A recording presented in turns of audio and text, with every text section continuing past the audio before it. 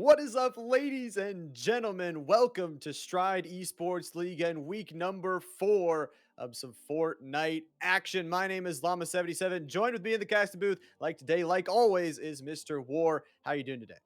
Hey, I'm doing great. Today is the week of fours. We got Fortnite, we got week Ooh. 4, and we got some great squads action coming up for you. We're going to start out with the Open League, then hop into the Varsity League right after that. So I am so excited to get into today. Like you said, Open League there at 6 p.m. and the Varsity League at 7 p.m. 2 games for the Open League and then 3 games for the Varsity. And that will round out our day. But not only today do we have games all this week for Stride. Obviously, Monday, League of Legends, Tuesday, chess.com, Wednesday, Fortnite, Thursday, Rocket League, and Friday, Valorant. Make sure you are following the Stride Esports League channel so you can get notified when they go live. But today is Fortnite. We play some Fortnite. Like you said, it's going to be a lot of fun. It'll be a ton of fun. And if you don't watch any of the other weeks or any of the other days of competition, make sure you tune in for that too. Drop a follow to Stride Esports League. All sorts of amazing competitions with some of the best talent that we could possibly see. Really, really good town. And that's what we're going to see today. Like we talked about, 5 games of amazing Fortnite are going to be there. And obviously, we got some new changes. We got some new augments. And it's going to be, the same base game of Fortnite. It's going to be a lot of teams in that varsity. And obviously, we did have a little bit of shakeup on the leaderboard. That's the thing you gotta love about Fortnite. There's always gonna be some shakeups that have evidently caused shakeups to the leaderboard of both Open and Varsity League competition. You have new augments coming into play. You have new weapons coming into play. I mean, back in Chapter 1, back at the start of Fortnite, who could have imagined that you'd have players like John Cena, you'd have Dooku Midoriya, you'd have all these crazy characters in Fortnite. Yeah, I love it. We get shocked sometimes, obviously, when there's like John Cena fighting the Halo guy sometimes. But yeah, they have so many collabs, so many amazing things for all these players. And obviously, we talked about the leaderboard shakeup. Obviously, I think over the last week, no team really took dominance. I think the leaderboard just kind of shrunk down, really tightened itself together even more.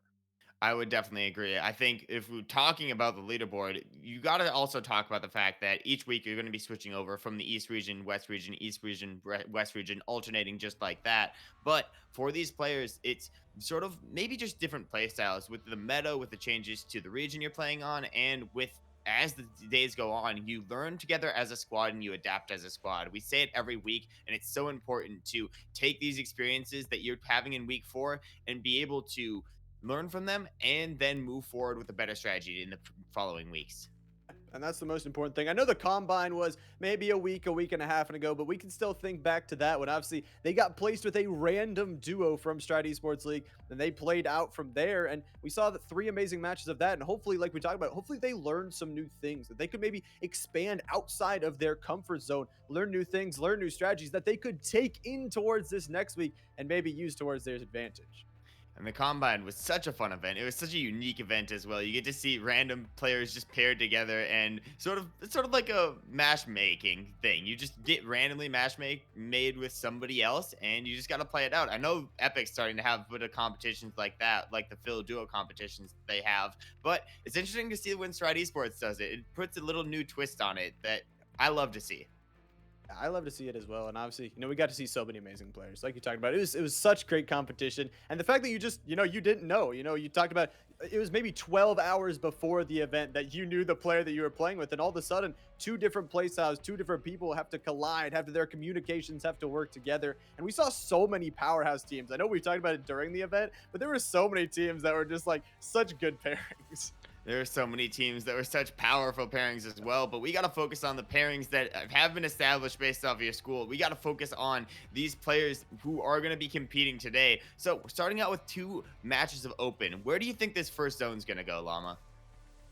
Oh, okay, I'm gonna call it once again, and it's not gonna go there. I'm just saying it. Lonely Labs. We're hoping for a Lonely Labs. All lonely in the labs. Hey, I gotta say, we did have a Lone Lab Zone last week when you didn't call it, so Sure. maybe this week is gonna be some of the There same. you go. I'm gonna say that this game's gonna go into the center of the map towards a little bit south of the Anvil Square area. I thought you were just gonna stop. I thought you were just gonna say this one's going to the center. It's not going to the outside. It's going somewhere in the center. But I like that. I like that location. But we'll see. Maybe I'll finally get my prediction right. I mean, we just gotta wait and see. And speaking of waiting and see, what are some weapons you're waiting to see as we get into the first game? Yeah, obviously, I think we've seen a big kind of change this kind of season of demolition. That's been the meta. Obviously we see rocket launchers, we see things like that. I think once again, I'm going to point out the shockwave hammer. It's been such a big tool in all the inventories of all these players. It not only has that usage where you can go and you can destroy their builds, you can do a lot of area damage, but you can also get that rotation, and it's multifaceted in that way. But we talk about it. You're playing with a squad of 4, you need to get those rotations together. If you have one person out ahead, that is straying from the pack, they're just going to be an easy target. So you have to make sure maybe you get 4 shockwave hammers and then you're good to go.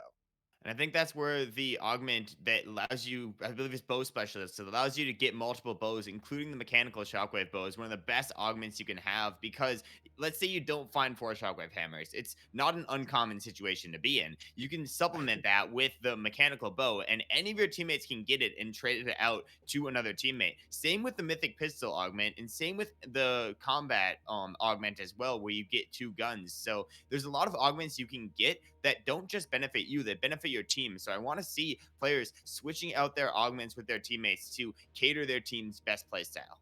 And I love to see that. I mean, we talk about the new augments, a lot of them coming in as well. But you talk about that. Finding 4 shockwave hammers, it's not that common. You're probably not going to find 4 unless you land at something like the Citadel, where there's a guaranteed legendary one or something like that. But talking about augments, you mentioned them a little bit. Maybe your most game changing augment coming into this set of games?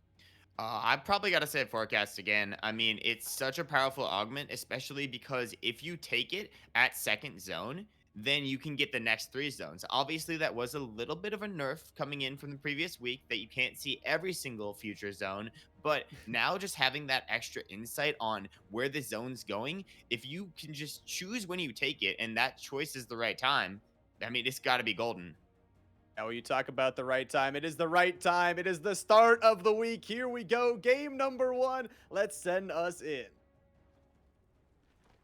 We're hopping in with the first team off spawn. We got Snap and Co. dropping at the Breakwater Bay. And of course, we are going to be watching some squads builds Fortnite with some of the best schools all around the nation.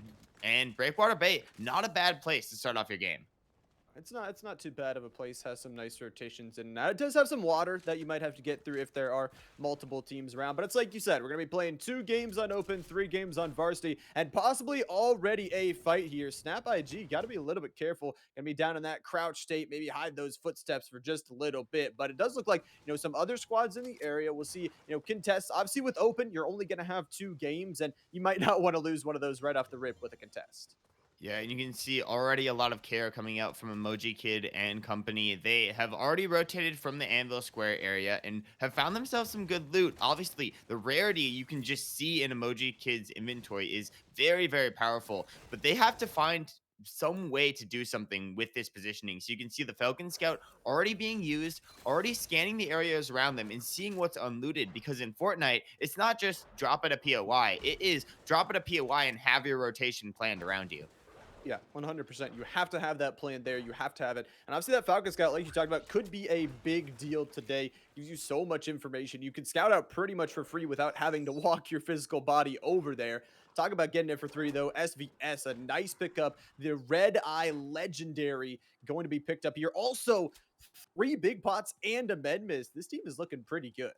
The Loto's looking absolutely incredible. You can see even with their northern drop spot that they have to rotate out of, the amount of loot they're getting. You can see Johnny's on one side and the rest of the team's on the other side of this huge northern split where there's so many chests, so much metal on the outskirts of the map. Not only are they getting metal for themselves, but they are also going to be able to deny metal from many other teams because even if a team tries to rotate through, they could just easily farm up this metal and get out before any team gets in the area. That's 100% true. And obviously, we're going to talk about it more, obviously, throughout the games today. But material meta is going to be a huge thing. Making sure you have those builds up and available, making sure you have that metal. Talking about being up and available, King K actually going down there. So knocked out for the moment. But, you do have squads. We talked about this where, if one player is kind of straight out, straight away, you need to make sure you're all together, that communication is there. But hopefully, maybe Reboot is available for them. Maybe they can get that player back. And that's the danger of split drops at the same time is if a player is on one side of the map and you're on the other side of the map, not even if it is intentionally, it's really hard to predict where these other teams are rotating. A lot of teams prefer to switch up their drop spots every single week and play a more unpredictable play style. And that's totally fine, especially if they're able to gain knowledge on where you're dropping and then take advantage of your disadvantages. Yeah. We love to see that too. I mean, it's kind of confusing for us as casters to see, every single team on the map moving around every single game. But, it is that element of not letting your opponents get comfortable. One game, they might be, oh, we have nobody landing with us. We have a free rotation. Next game, you might have two or even three squads landing right with you. And you just have to find the adversity in that. You have to find a way to just adapt. And that's what these players just seem to find a way to do all the time. Yeah, definitely a lot of adaptation from all players all around, including Anonymous and Rage, dropping out on the southern side of the map, but their loadouts are looking very, very strong right now. They have a ton of break-in inventory and a couple augments they have already accrued throughout the game. It's looking very powerful, especially because the zone, as you can see, they're just on the southern edge. This is the dead side of the zone. No teams are likely going to be able to get this far because a lot of the northern teams are forced in and are going to stay on the north side of the zone, get caught up with themselves. So the fact that they're on this advantageous position this early in the game is going to be so good for the placement of this duo. That's going to be awesome. The placement points are going to come in. Like you said, they're on the dead side of that zone that they can just hold that down. There's going to be no real teams that kind of come in that way because they have the ocean towards their backside. The other players are going to have other players possibly that storm towards their backside. One of the augments that was brought back here, the one that I love more than anything, I mean, they're bullying a llama. That's not okay. But the balloons, I love the balloons. It gives you a little bit of aerial advantage, excuse me, in fights. It can give you, high ground access. It can make, not take some fall damage, which I always seem to suffer from. Yeah, I personally hate suffering from fall damage. And when you have no mobility in your inventory, maybe you're doing three guns and two heals, just like the chug cannon that this player just picked up. It's important to really supplement, and that's what your augments are for. You got augments like soaring sprints, party time, this balloon one that you can utilize to get yourself back into a good position. But it looks like Snap IG in a very, very weak health position. But I think that's just because maybe this team just want to fight.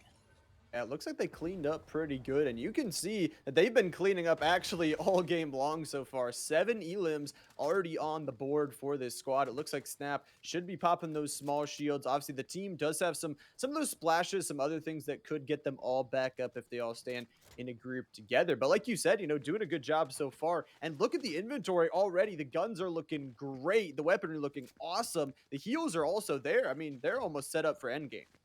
At this point, they're just choosing what heals they want to take. They see so many different healing items around them, and they're like, oh, I have this, you have this. I mean, what's the decision here? We want to maximize our HP, get Snap obviously up to full HP, but at the same time, it's important to split heals between the team. That's where you see the Chug Cannon going around. And I think the Chug Cannon is great for a situation like this because the moment you win a fight, you can sit on the Chug Cannon for about a minute and get all your charges back, even if you use every single one.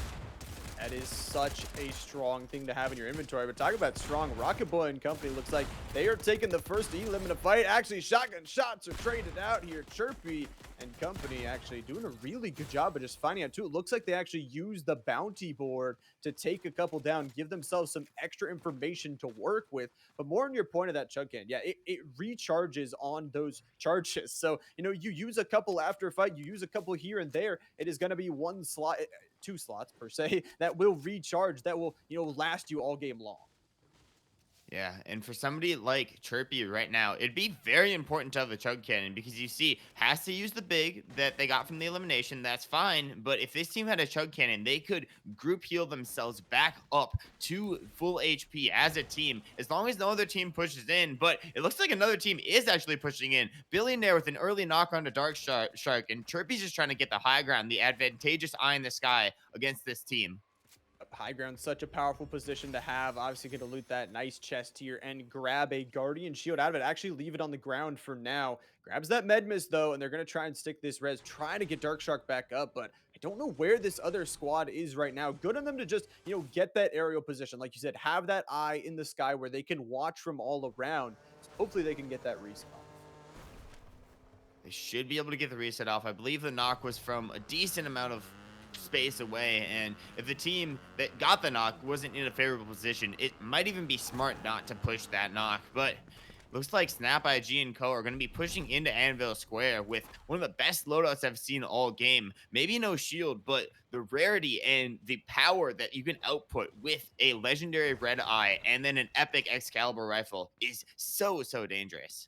Yeah, that is a great combination. Obviously, the red eye is going to, it's not going to provide you the most like close range damage. Obviously, that's why you have other things like the shotgun there to provide you with that. But, it's going to provide you mid to long range, really nice, consistent there damage as, it'll provide that scoped AR, which a lot of these players like in the DMR, but having it on the red eye, especially. And then, like you talked about, the Excalibur is going to be there to just provide that aerial damage as the team working together to take down.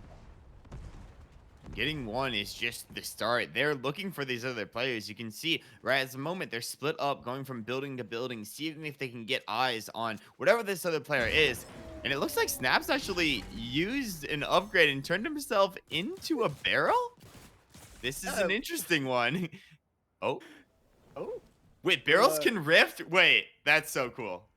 That is he's so a cool. freaking barrel. Come on. So I know that NPC that you can use to change yourself into a different object, but apparently you can also use it to turn into a barrel, and apparently you can also rift with it. I don't think I've seen this in a while, but it is a strategy. But for these players, the strategy might just have to be taking this fight, not just playing a barrel, because it looks like a full team is pushing in.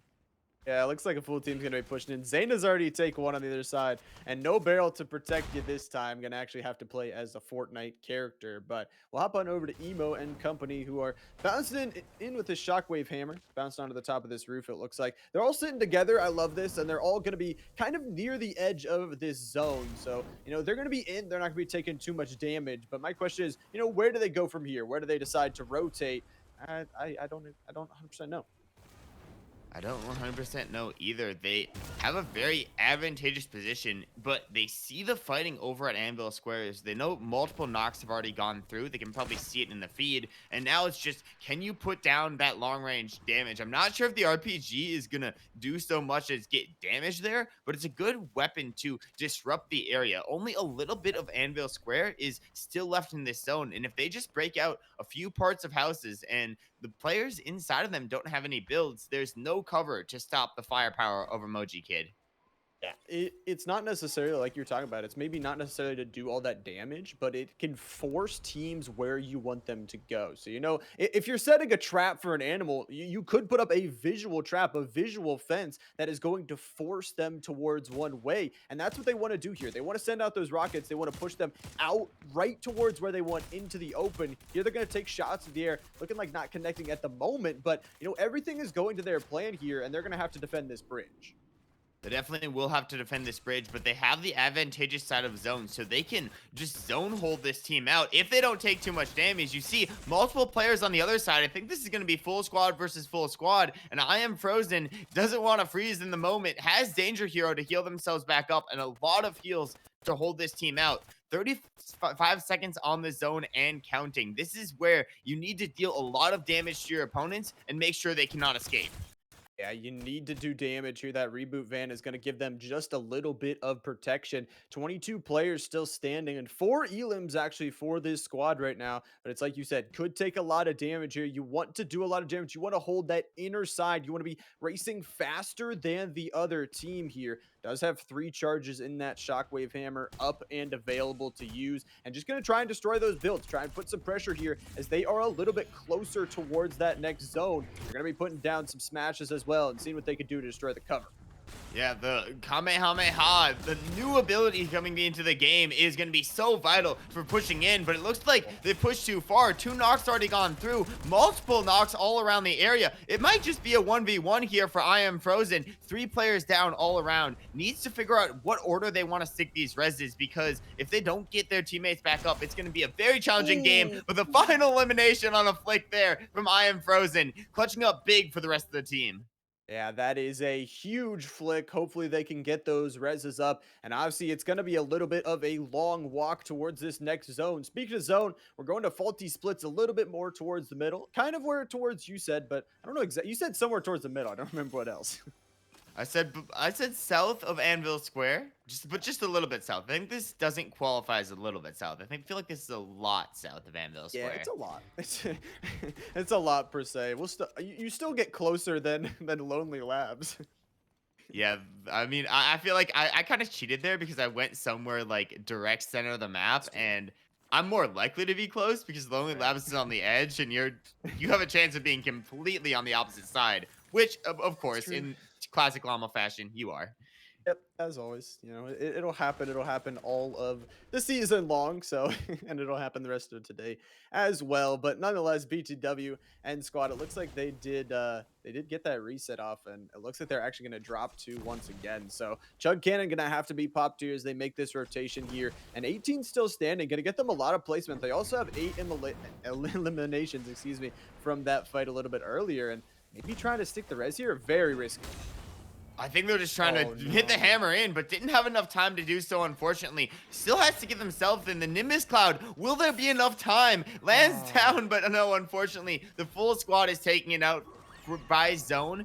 But at least they're able to get a lot of eliminations and already some good placement in the game. I'm looking forward to see what I Am Frozen and Co. are able to do next game. I'm looking forward to it too. It's like you said, they pick up a lot of placement, they pick up a lot of eliminations as well. So we'll see. They'll be watching though on. We are watching now D-Cell and company who are looking towards some builds here near the edge. And it looks like they're picking up the Nimbus Cloud here, possibly. And that is, like we talked about, a powerful tool to have in the inventory. You can also look at the inventory. I mean, what a nice one. Med Mist as well. One of the best healing items in the game if you are, taking some of that storm damage that you inevitably are most likely going to take as this zone starts to close. And they are in the direct center of the current circle, but playing on the edge of next circle. This is very, very disciplined gameplay because they know that potentially this next zone could pull towards the edge, so they do not want to get a little bit overzealous, have a lot of cover around the area, and now just want to put down some damage, make sure that no other player is able to enter this area. Looking towards faulty splits is going to be a good place, then they can maybe find action. And it looks like there is a ton of action on the outskirts near faulty splits. Multiple players fighting, a knock already down for Dizzy and looking for another. Yep, Dizzy pulls out one here. They're going to have to make a tough rotation, though. Checking their backside, making sure all of that is cleared out. They're going to take some damage. The Rift is actually missed here, but Dizzy going to push on forward nonetheless. One charge left in that Shockwave Hammer as they're going to push in, but now is where the danger happens. Now is where it is going to be very compact. A lot of teams nearby, and smartly, they're going to look to take the high ground. They have a great position on the high ground. I believe one of the teammates or one of the players around them got rifted. And when you get rifted, there's a major AoE effect around the initial rift. But the moment that initial rift goes away, it's a smaller area. So Dizzy looked back towards Storm, tried to find it, wasn't able to just because the initial effects sent his teammate up in the air, got his teammate to high ground. But because he was about a second late, didn't get that big area and could not get inside the building in time. But just looking for getting inside of this high ground position in time. Unfortunately, one player is going to go down, but as long as they're able to hold on to this position, I have no doubt that they're going to be able to at least secure a second this game. Yeah, 100%. I feel so. Also, they have 20 seconds. They are slightly out of this next zone, so they got to be a little bit careful. Guko is getting rezzed at the moment, and they need that, obviously, to get back to full strength here, get ready for possibly this end game fight. Once again, they're going to have to give up their high ground to push in a little bit further. A nice Shockwave Hammer, though, will get them there. It looks like it's just going to be a solo, possibly, actually, no. So a duo here, so that means it's a duo, a trio, and a full squad, it looks like. And if you're the duo at this moment, you got to just play under the radar. This is the perfect place to be on the outskirts of the zone, near a house, having a decent amount of heals in the inventory. It doesn't really matter if you have shields at this point because the shields are just going to buy you a tiny, tiny bit of time. But having the heals are versatile because you can use those heals, go back into the zone, and play for a bit of time. In a 3 squad fight, time is all you need. Actually, it looks like there's possibly even more. There's a solo over here. There's a duo. That means there's maybe another solo. Not sure. Nathan Garcia doing a good job. This squad on the high ground, just putting their pressure forward, making sure that everybody knows they are here, putting down pressure towards anybody that looks towards them. Some nice shots here from Rocket Boy just to try and disrupt them here as a solo. Once again, 85 connecting, but down to 30 HP. That Danger Hero going to be popped.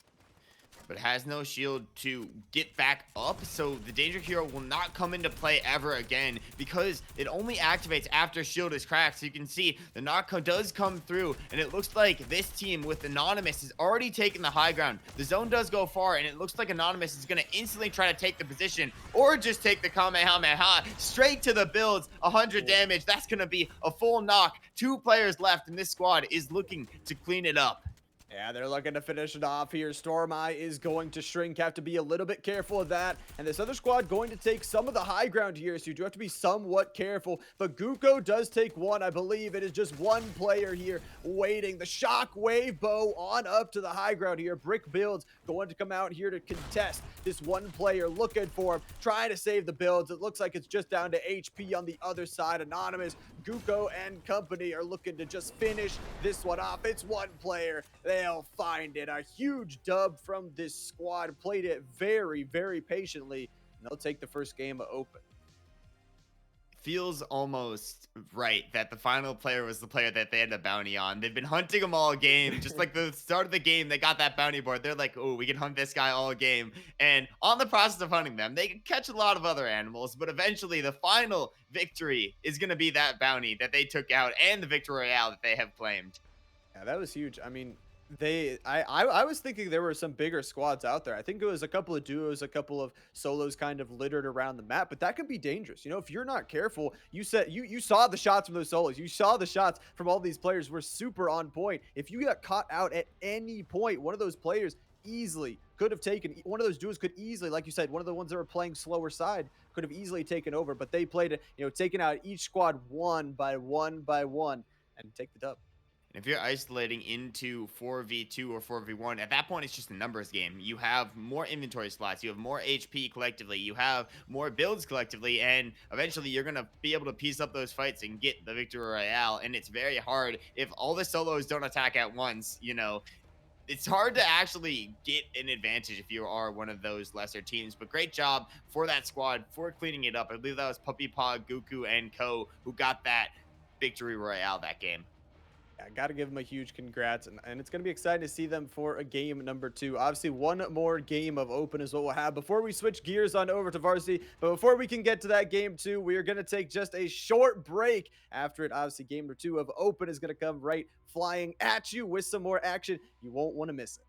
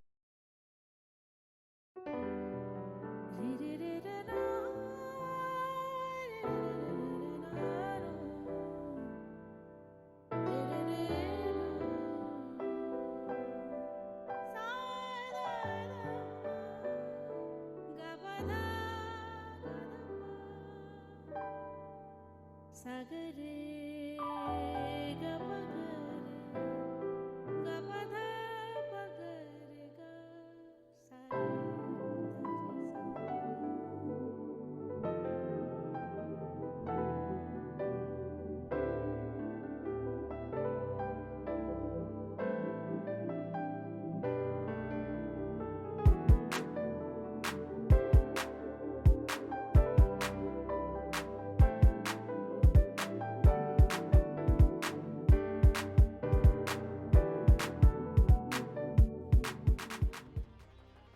What is up, ladies and gentlemen? Welcome back to Stride Esports League in week number 4 of the Fortnite. We're starting with Open. We already had one game, getting ready and loaded up for the second here soon.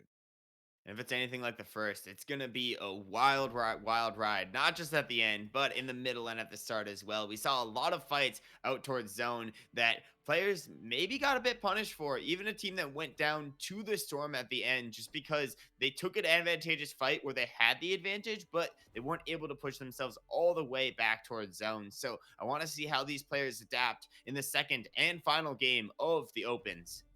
I want to see it too. I want to see how they improve. We've talked about, taking what you had in last game, the mistakes. Everybody makes mistakes. It happens. And the thing is, you don't want to make them a history. You don't want to repeat them. You want to just fix them. Obviously, that's an easy thing to say. Fix your mistakes. Fix all your mistakes. Everything would be fixed immediately. But no, you have to think about them and you have to think, how are we going to, beat that? How are we going to adapt going into this second game, which is the final game of Open for the day? Speaking of fixing mistakes, Llama, I mean, last prediction was a mistake. So what are you doing to fix this? Nothing. That's what we're going back to Lonely Labs. Oh, We're going to Lonely Labs. no. Anyways, I think it's gonna be Shadowed Slabs because apparently opposite of Llama is always good. That's good. That's a good pick. Maybe you shouldn't pick Lonely Labs every game. Maybe I'll finally learn our lesson. We'll have to see, though. We are getting into game number 2. Here we go. Starting off the game with Everett and Co. dropping in on the edge of zone. And it looks like they are getting a decent amount of loot here already. They have a very nice split drop. This is actually one of my favorite split drops in the game because it offers you multiple oathbound chests that give you the ability to get that shockwave hammer. So definitely a very powerful area. And even if you don't get the shockwave hammer like Everett has right now, you can pick up that guardian shield, you can pick up that falcon scout and get a ton of value from it. I love this drop. I also love, like you talk about, the Guardian Shield. We haven't seen it too much yet, but I think we're going to see it as these games progress a little bit, maybe more in Varsity, because there's going to be more players in that lobby. There's, less items on the ground for them, so maybe that Guardian Shield will be a choice. But I honestly love this Guardian Shield. It is so huge. Obviously, you can drop it in front of you. You can use it actually as like a physical shield that you're carrying as the front line, and it could be just a quick blip. You could hold it out for a really long time. It has multiple uses. It has a lot of versatility. And those multifaceted weapons or utility items are probably going to be the most important, somewhat similar to the shield keg, which you can use to heal back up your entire team, which it looks like this team at Faulty Splits is going to be doing, returning in with Trip, who had a fairly good first game, and they have one of the most powerful POIs on the map. They have a bunch of good augments they just picked up, including Party Time for Trip Ivy. So I'm looking forward to seeing what this team can do this game. Yeah, we talked about party time last time. It's going to be a party once again. You talk about, how that can just add versatility to your kit because, again, look at that. You can just jump to the roofs. You can do insane plays with it, and it can leave your inventory another slot or two open that you might have put mobility items in. So that'll be interesting. We'll be hopping over with Noah Company. Actually, we'll be hopping over with Livin and Company, who are actually chilling as a duo. But duos we've seen have gotten themselves top 3, top 5, and gotten themselves massive, massive placement. And this team is the team that has the multiple knocks, including the one onto the team that we were just spectating. So I think we're looking at a 2v1 still in Anvil Square. There's still one more player lurking around the area that this team needs to eliminate. And then from there, they have all of Anvil Square taken out. And that from that point in time, it's only up from there. You can get so much loot in Anvil Square. Yeah, you can get so much. You talk about obviously starting with those early eliminations. They're not only going to give you obviously points, which are a nice thing to have, but just confidence. I mean, as a duo, you are going up against all full four squads, and you can't act like a duo. We talked about that if you play like a duo, if you just play a little bit scared, they might sense you out, sense you're a duo. If you're playing like you're a squad, if you're playing you're like you're four members taking these fights, then everyone's going to be scared of you. Everybody will definitely be scared of you. And a place similar to Anvil Square is really good for dicing up fights because there's multiple buildings. You can take isolated 1v1s if you want, and it's really all about knowing the POI. It looks like this team has a very solid knowledge of what they're dropping around. They have done a split around Breakwater Bay, of course, the outskirts area that I have highlighted before. And they're now going to be able to move into Citadel. And I got to highlight Amiwe's loadout right now. It's the legendary Maven Auto Shotgun, multiple healing items, including the new Slurp Juice in the inventory. Yeah, you love to see that. You love to see all the weapons and honestly the chug splashes. I mean, we've talked about it every time, but just having an item that can heal your full team all together, that has the ability to heal like 80 shields all in one burst. And obviously, of course, as I say, that gonna drop those.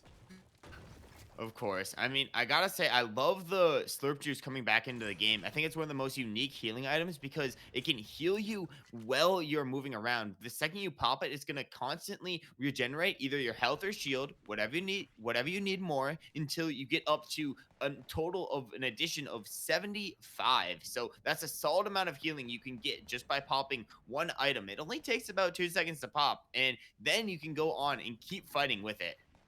Exactly. It can kind of be that overtime, slightly regeneration thing. But talking about overtime, it looks like Johnny Furio might have to wait a little bit of time here, just looking for possibly a DMR shot, looking towards another fight. Actually, 79, 127, popping out a couple of shots. Does have to be careful. Again, no teammates to work with here, but putting some good shots down.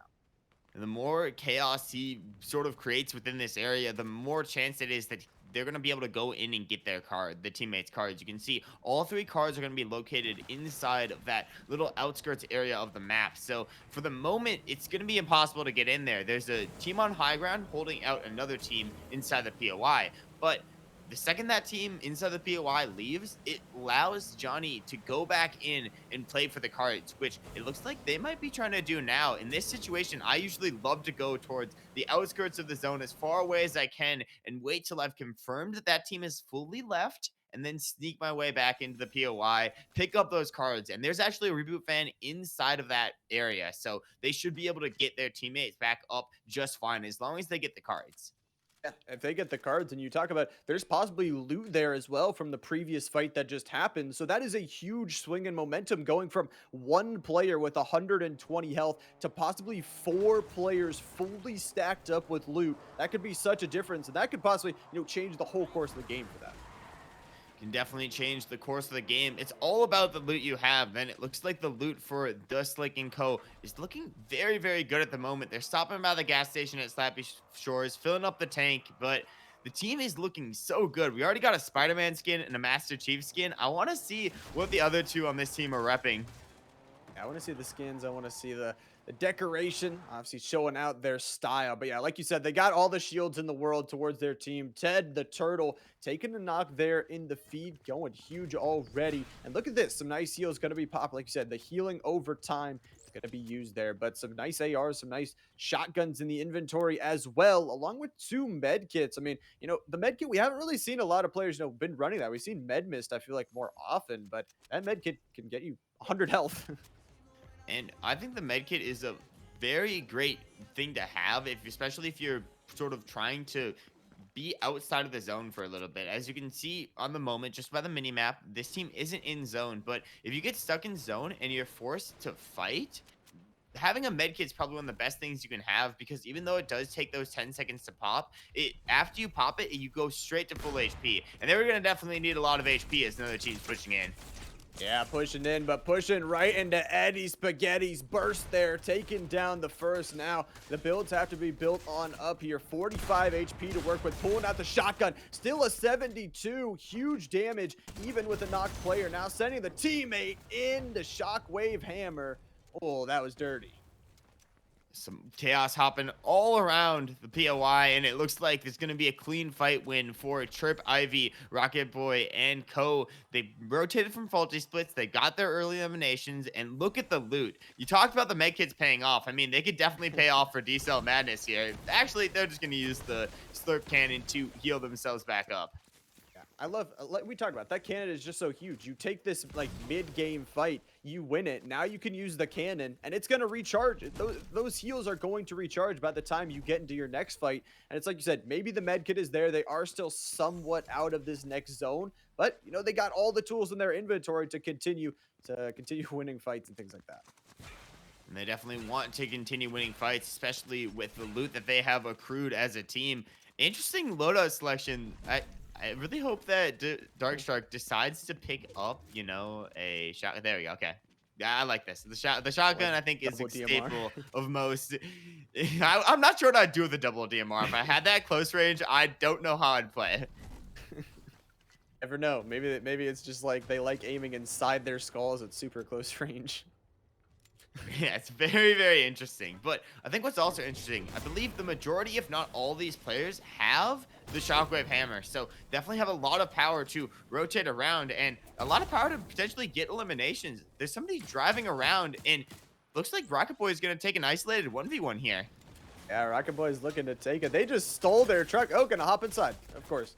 Driver, please take me towards where you're going. Gonna rift on up and out here. It looks like Rocket Boy's squad a little bit confused, as I would be, you know, if a player just stole the car right in front of me. But they're gonna be chasing with that Nimbus Cloud. They'll be able to hopefully chase down this player that is rifting on out. And like you said, it is isolated, but you know, you take this Nimbus Cloud, it's gonna give you a nice rotational tool, some nice aerial view, but there's gonna be a lot of teams that see that. There's going to be a ton of teams that see that. One of those teams might even be Twitch Skulls rotating in from around the exact same side of the area. But unfortunately, they're going to be a duo. And I really hope that this board doesn't attack them first. But secondly, I also really hope that the team in the air doesn't see them rotating, because seeing a duo, even if it's not the person you're chasing, is a couple free eliminations if you're a full squad.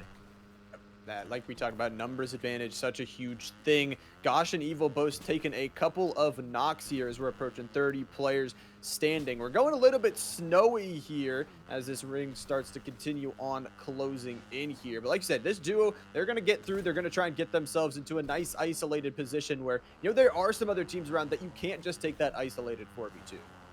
Yeah, and with 31 players still up in this game, the second zone fully closing here, it's going to be very important to find a position that works well for you. They don't have very many materials. It may have been an off-spawn fight that they took where they lost one of their teammates in, but at the moment they have the center of zone. It actually looks like CTX here has a ton of materials, so maybe I spoke too soon. And maybe one player was hoarding all the materials, not giving any over towards the other player. But nonetheless, like you said, set up, ready to go here as this duo will be able to Nimbus Cloud up and out of there as well. So Emily on this other side, getting a knock already towards another team that is trying to build towards this gas station, has the Shockwave Hammer as well to get them out and forward, jumping right into the fight. A 71 to start it off, a 30 to finish it. Emily just popping off with these long range and the close range shots, finishing it off really, really quickly. That was a three-piece from Emery right there. That's some incredible performance. They're going to be able to get all the loot, and they didn't take very much damage from that fight. So very impressive performance. I'm interested to see exactly how this team is going to play. Now that they've found a high ground position inside of zone, are they going to go more aggressive, or are they going to decide to hold up on that high ground? And I think they've answered it within the time. They want to take more fights. Yeah, they want to take more fights. They want to find some more eliminations. Already 7 on this game here. Some nice shots once again. Emily popping off here. A 1-for-1 trade, though. Have to be a little bit careful. Lost one. Got to get that reset off, and it looks like they will. Getting the loot, getting the builds. Man, clean team fight after clean team fight. And the person they got elimination on, that last elimination, was the duo we were talking about, now going to be left as a solo. So it makes sense that at this point in time, the solo would just run and play for their life. There's still a lot of placement to be had this game, and it's going to be fairly easy for Dislick and Co to find the placement. They have a really, really good loadout to operate with going into the end game. I love this. Once again, I've talked about how much I love the Chug Cannon, but, I can't stop it. It is such a good healing tool to have. They might need it here, though, as it looks like possibly a fight is brewing. They're going to take the rocket launcher out, destroying through the window. I like this play. Destroy some of that cover. Now immediately forcing that player out, taking the first knock in the fight. And Slick and company, they're doing good, but got to be a little bit careful. Have to rift on out after that shield is broken. Both players having the Rift augment sends both straight into the sky. It's going to be, I guess, advantageous in both situations because there's still a numbers advantage on the low ground position. Eventually, Slick's going to be able to meet back up with the teammates, get a bit of healing onto Spider-Man here just because both players are very, very low. And specifically, these two are still outside of zone, so it's a very dangerous situation. They have to eliminate the NPC, and they have to make the rotation in. The NPC wasn't being so nice to them, but like you said, they are still a little bit outside of this next zone, popping the keg as well here. They're going to have to run for it. Only a 2-tick at the moment, but it's going to start hurting even more. Man, this NPC is just griefing them, not being a nice guy. NPCs sometimes just... I mean, you don't want to pick a fight with the NPC. They're just hanging around. The only reason that they're going to fight against you is if, one, somebody hires them, which I don't think it was there because if they're hired, they would have followed instead of staying at the place they live. But two, if you accidentally shoot at them. And I think that had to be what happened there. Maybe an accidental bullet or two, but nonetheless, they have to get a rotate. And now we're kind of seeing the fight for high ground ensue, where all these teams, they want to get there. This med kit being popped, we talked about it, gives you that immediate, after that 10-second use, 100 HP back onto full. You don't have to use anything else except maybe some shields to get yourself back up. But you see this team, they're rotating on a side where they know no one is behind them, but they are fighting for this high ground. Because it is such a hilly, next zone, you need this high ground or you're going to be one of the teams that they're looking down upon you.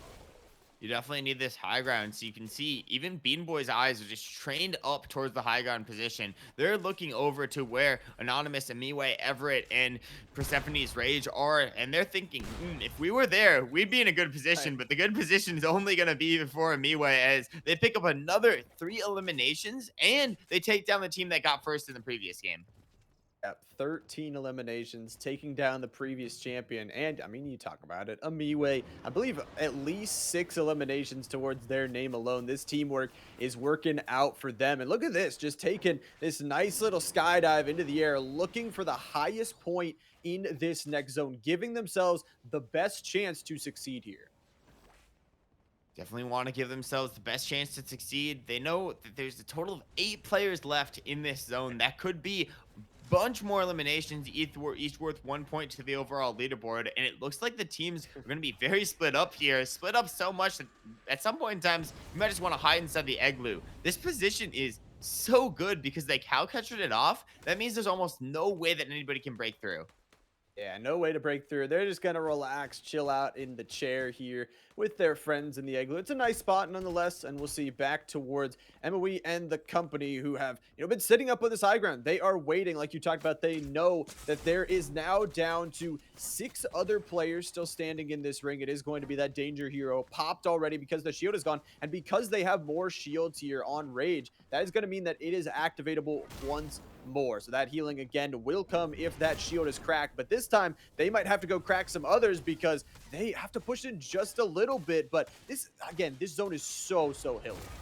This zone is very, very hilly. We may not be getting the Lonely Labs zone, but we're getting one just as crazy. Some of the tallest hills in the mountain surround these players, and they have to navigate themselves through these zones. We got 1 duo left, we got 1 squad left, and then a couple other stragglers around the map. All we need to know is really what's left for these teams. Who is gonna be mounting the fight against Amiwe's team, and can they stop them?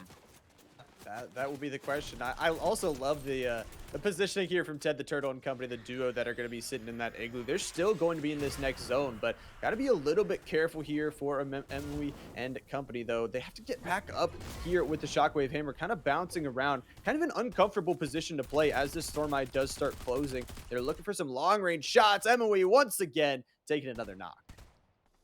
And as they get knocks, I'm wondering, will Ted the Turtle's position hold? And 2, if it doesn't hold, do they have a way to get out of there? Because the cowcatcher's indestructible. It's the igloo life. That's it. I mean, you gotta stick to it sometimes. Looks like Spider-Man and just Slick are trying to stick with the teammates here. Puts one teammate on the Ooh. back, but it's pressure from multiple angles. I don't think they're going to be able to get this res off. Tries to choke cannon to save the time, but unfortunately, it's not going to be there. It's going to be a Miwei jumping straight in, sees the player in zone. That's going to be the final knock, and it's just, where is this last team? It's Ted the Turtle and Co. in the Igloo, but like, okay, they're in zone, okay, but can they get out of this situation? That's my question. It's the Igloo life war. You wouldn't understand. I They're gonna mean, play it. okay. Like, I don't at think this there's a point way in out. time, I don't think there's a way out, but like, I don't know if they have the next zone either way. I think Persephone's Rage just realized, yeah, here's the Igloo, there's the team. Oh, they're in. They've used the hammer to break it. Oh, that's so Oh, smart. And the man. chaos ensues. One knock comes Ow. through, but the pressure coming in from the other side of the Igloo is going to be too much. The rift comes out, though. Ted the Turtle could be able to take the high ground if all four are on the opposite side. Pressure coming in from all angles. Ted dodging, weaving, doesn't have any heals in the inventory. Only a couple mats, and no, Oh. it's going to be a Miwei who cleans up that final elimination in the 19 elimination victory royale. Yeah, a huge game for this squad, and they had to disturb the Igloo life. I mean, I didn't even know that the hammer could break through that, but it does end up doing so. Finally, they break through the Igloo, and almost it was a little bit of a danger there because that was such a small hole that they had to fit into. Immediately, one player goes down, but nonetheless, they get the angles, like you said, putting pressure inside. They didn't really have anywhere to go. It would have been really funny if there's like grenades in that situation, and then somehow a grenade stuck in there, and they both look to each other and they're like, "Oh, where are we gonna go now? I Where are we wonder. gonna go? I don't know." Oh, that would have been great. I love the Igloo life. That was a good game. I'm not gonna lie. That was such an incredible game for these players. Gotta love to see it. Love to see it, and obviously that'll be our second game of Open. Great to see all these players come out and play. And varsity is coming up. Will be the next thing we have to talk about. But that Open, I mean, such a good thing to just see these players come out and play. That's my main point. That's really That is my main point as well. And speaking of varsity, we are gonna have varsity games coming up after a very short break. So we'll be right back with more Stride Esports League action.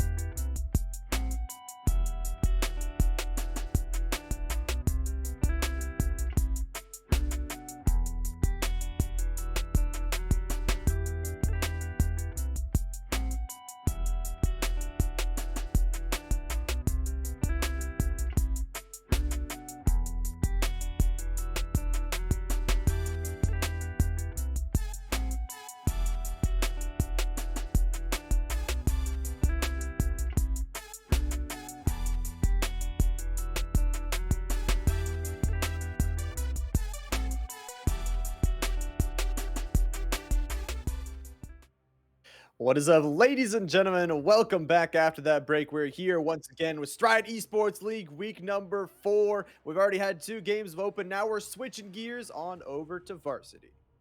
And the varsity action is top notch. It's always so exciting. It's always going down to those final zones, and you never truly know who's going to come on top of these games.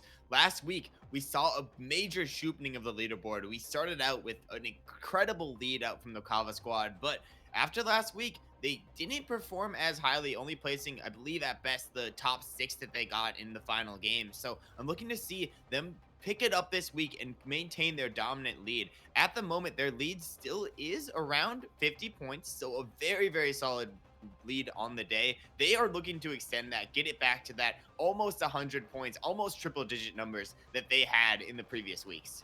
And I think it speaks honestly to the great skill of this lobby, that every single one of these teams is so skillful that one dominant lead, all of a sudden you have one maybe bad week, all of a sudden that leaderboard we talk about is going to close and close and close and close. And like you talked about, anytime you get into that end zone, anytime you give yourself a chance, there is that chance, because we've doubted them before. We've said solos can't do it, there's no way they'll pull off 1-4. They pull it off, they do it, they find a way to do it. So any team could possibly step up this week.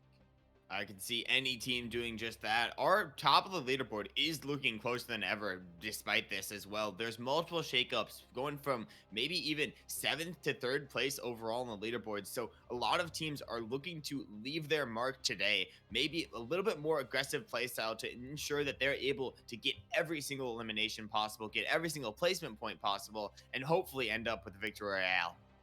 And it's about that consistency once again. I mean, you talk about the shakeups, they're definitely there. But, after this week, I believe we'll be only halfway through the regular season. So, there's still, you've gone through the first half, but, after this, there's still the second half. You still have to go once more. You still have to, again, run that second half of the marathon, get ready to go for it. Because if you have a lead, we talk about it could be immediately torn down.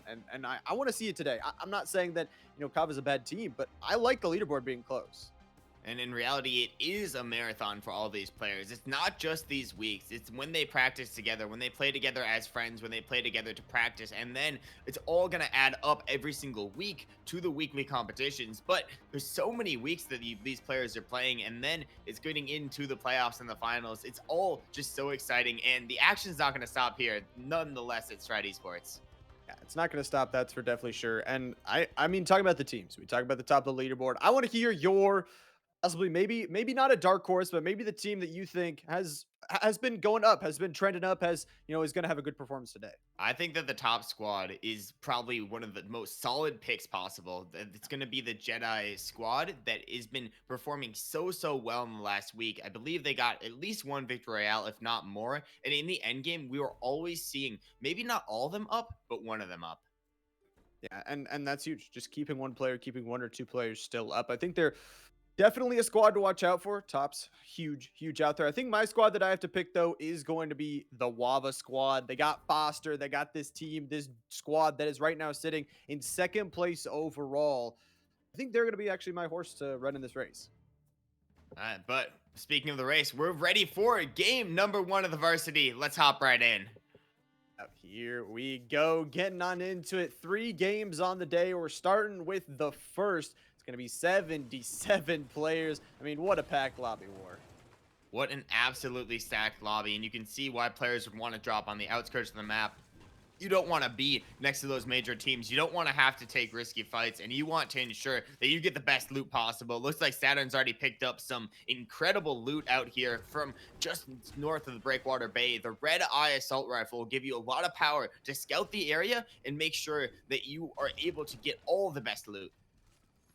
That's going to be huge. Obviously, we talked about how players just like this scoped rifle because it gives you a little bit extra zoom. It gives you a little bit of extra knowledge onto where teams are. It can also make, your shots more accurate for some people. Not me, of course, because I'm not good with those. But for these players, definitely can, help out. Yeah, and could definitely help out this team. I know this team has been typically switching up their drop spot, moving all around the map. Last week, they were dropping at Lonely Labs a bit, and now they've moved up towards the Breakwater Bay area. So it doesn't matter where they are. They're performing overall on the leaderboard. I believe they're going to be sitting in around 7th or 8th place so far, and they are off to a really good start to the season. They're off to a really good start. And, changing up, we talked about that in the open, but, confusing not only us casters on where everybody else is landing, but confusing the other teams, not letting them get comfortable at any point throughout the season. And I think even more this week than last week, again, showing those changes, showing what you have learned from last weekend from the combine is going to show up this week. You can never get overconfident. You can never get complacent. When you're doing anything, Fortnite especially, it's very important that you keep honing into your craft, your skill, and making sure that you have everything you need to win out games. That's what this team's doing out here on this sort of western side drop. They have a ton of loot here. They're playing their route to perfection, and they're going to be able to rotate out towards the eastern side of the zone and give themselves a good position within this game. Give themselves a great position. Brutal Bastion, though, going to be the location of Spooky, Elite Nate, and company out here. And it looks like they are, a little bit outside of the next zone. But right now, again, they're going to be able to build up that metal, build up that brick here in Brutal Bastion. Along with that, MOE also going to be taking some knocks early on. Definitely some big knocks early on in the feed. And speaking of Brutal Bastion, it's probably one of my favorite POIs because you get a ton of loot at this POI. It's so split up as well. Perfect for a squad to all take one side of it and then loot for the materials. You can see even Spooky is practicing the edits out here because they just have so many materials that they can farm back up and utilize. So many materials. That is just such a huge thing. I mean, we talked about it in open, but it's going to be even more prominent going into these varsity games. You need to have mats, you need to have those builds, and you need to have all three types built on up for yourself, because if you don't, you're going to be going again into those end zones with nothing. And you talk about going to those end zones with wood, it makes you such a target, and you need obviously those builds throughout the entire game. So I love to see them landing here. I love this great location, and hopefully they can get fully stacked up in those mats. And I have no doubt that they'll be able to. But speaking of being stacked up, Lonely Labs team is able to do just the same. And again, a major POI, if you have control of one of the major 8 POIs on the map, you're automatically so much better off than the players dropping at split drops. Some players love to contest for these major POIs. Some players love to fight for them every single week, and they aren't afraid to do so. But Lonely Labs is a great place to really have uncontested. It's great. It's also, I would like to mention, not going to be the zone pool once again. I Sad. cry, but maybe the next two games, maybe. I have faith that it'll happen once in the rest of Friday Sports. Ooh, okay. I'll take those chances once in the rest of the season. Okay, okay. Yeah, not bad chances, but if you're a Lonely Labs team, you got to be used to making this rotation. At this point in time, you know that you have to go sort of around Brutal Bastion. You can't really step into that POI. You see that over and over and over again. The Kava squad, the first place squad overall, it keeps dropping there, and you realize you got to go to the side of that, and that makes it a bit trickier on these long rotations because you aren't able to sneak in, grab a launch pad, and boost your rotation up. But having that extra glide with the ice on the feet is going to be so powerful to use to rotate.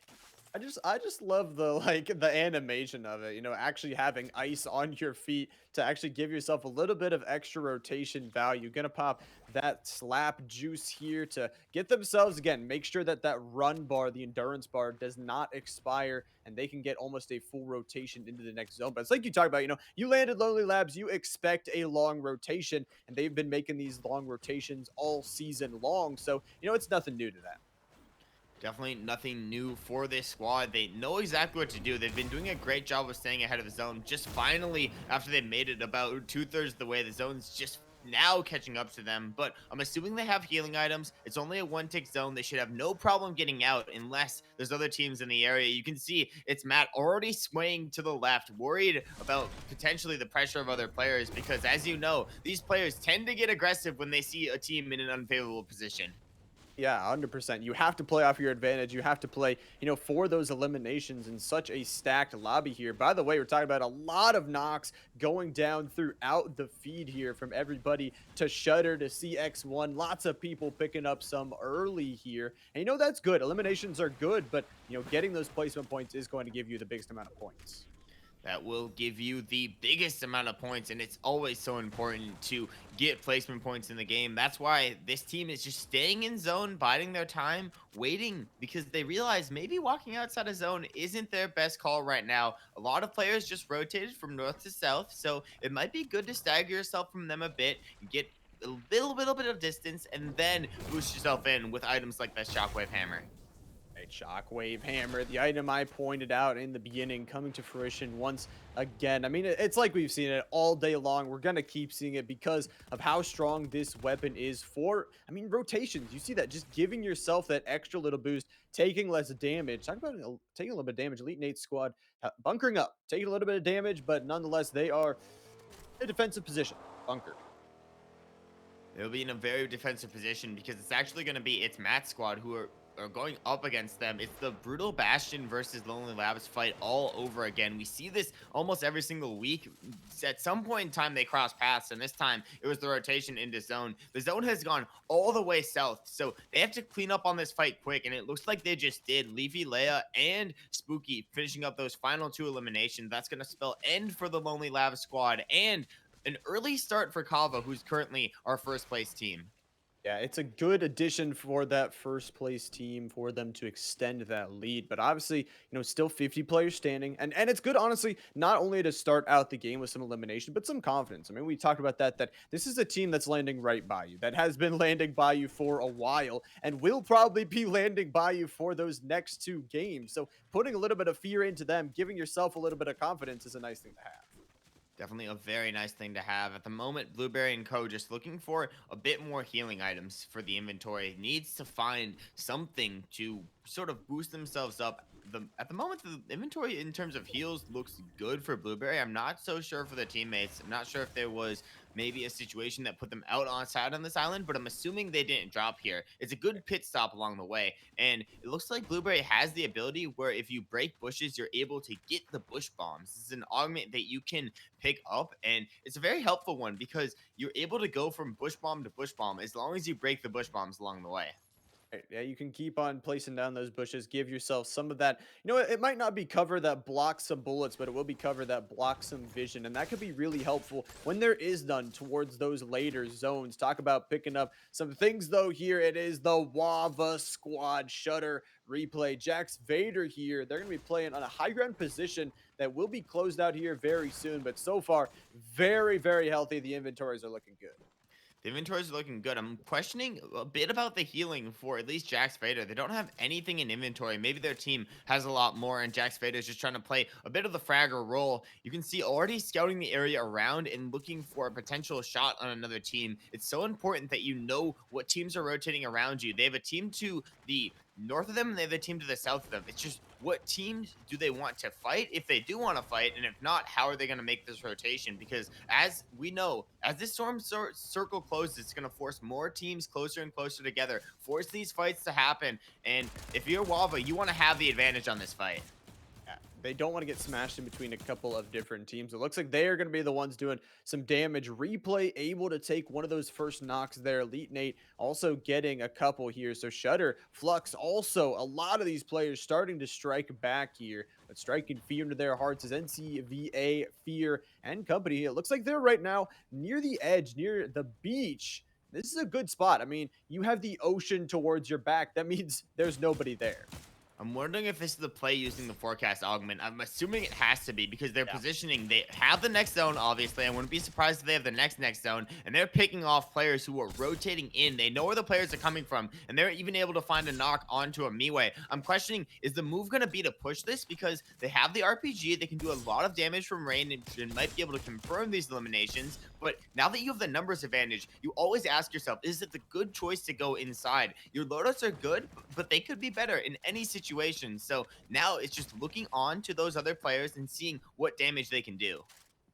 Yeah, I would just say you can't push it. I mean, at this point, you have such a good position. Like you said, I assume you have the forecast to also get the next zone and put yourself in a good position to possibly win the game. And maybe, if you push this fight, there's a chance that, you maybe get what, 2, 3, 4 eliminations, but you lose this position. You could possibly lose out on a lot of placement points.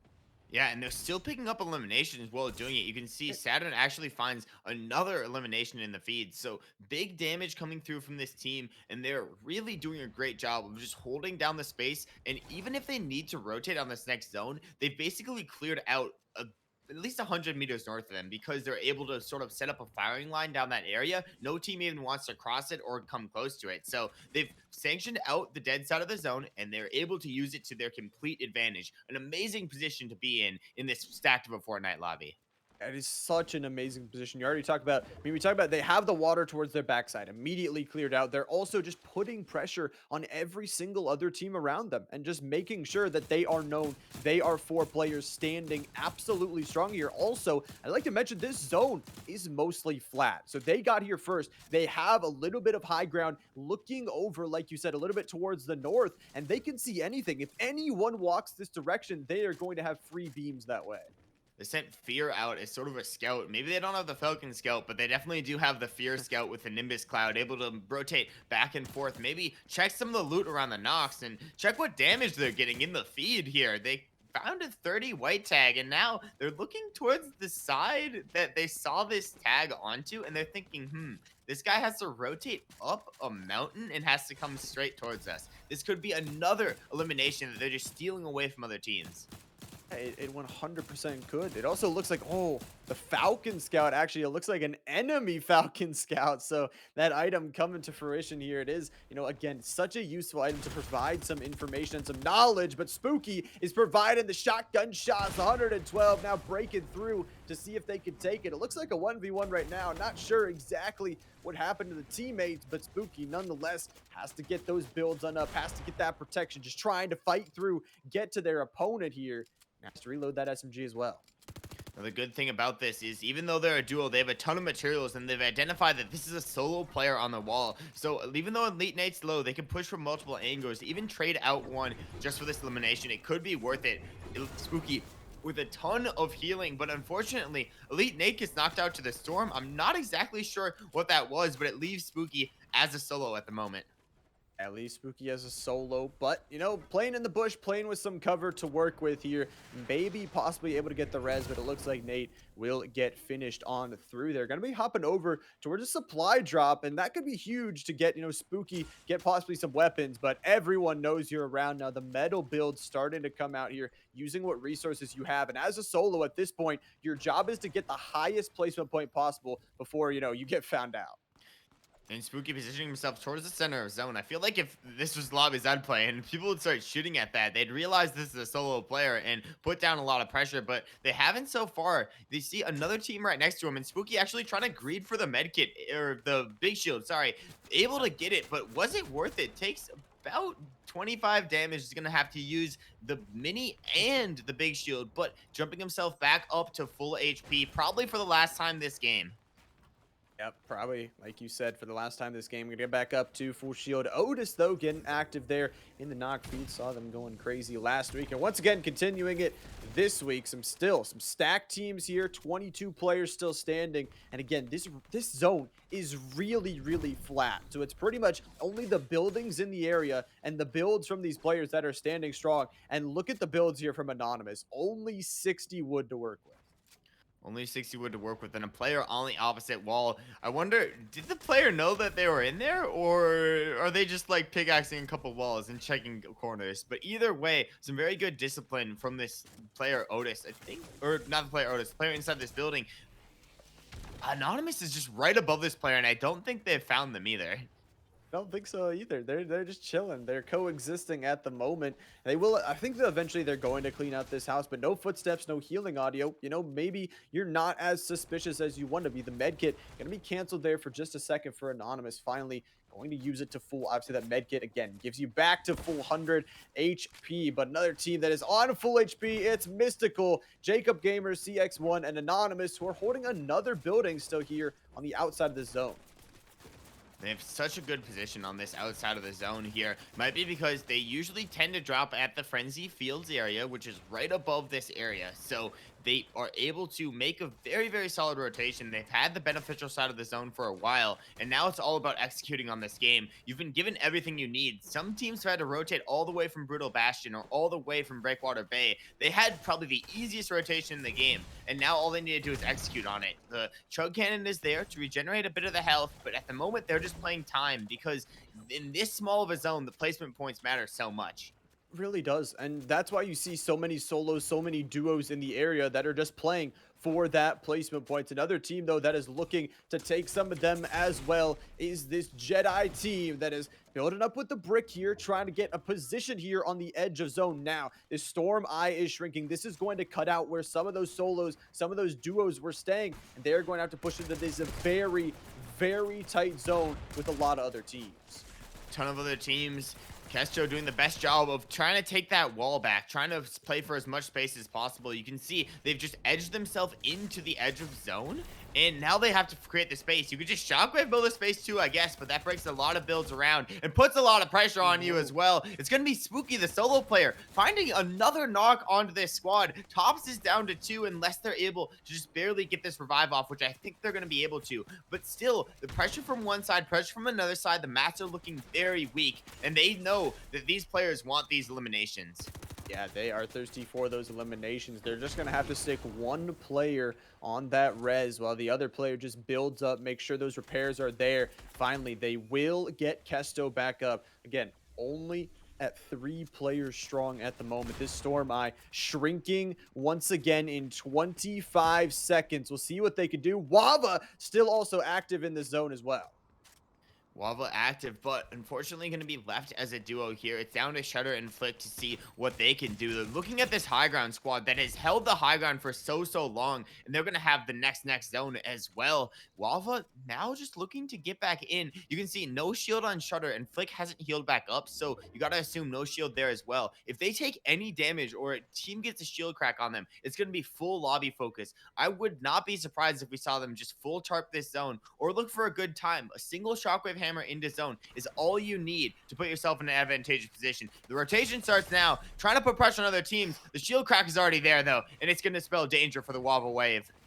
Yeah, they're trying to get in. They're trying to make these builds. Like you said, the Shockwave Hammer could have been good, but could have also sent your teammate in another direction here. It is going to be Rob and Shutter both combining there in the knock feed to start taking some of these other players on out. Victory Crown not going to be picked up. Obviously, don't want to reveal your location, but some nice shields picked up here by the Jedi squad. Hopefully can pop this big, can get back up to 190 effective HP. Also, again, has that bow, has some coverage destroyer, but they are on the lowest of the low ground. And they have, in my opinion, such a good position here. As long as Kesher doesn't get taken out towards front side, you gotta stick with your teammates there. And unfortunately, Colonel Deuce caught a bit off guard in that situation. Now, the zone is immediately rotating again. A rift comes out. They could just hang in the air, but they want to dive down. They want to get the better position in the zone, but potentially look up towards high ground. Otis, again, left as a solo. We talk a lot about this player's ability to solo clutch, has the inventory to do it as well. A ton of damage on another player with a single RPG bullet, and they still have 11 left. So a lot of chaos to be given to this entire lobby.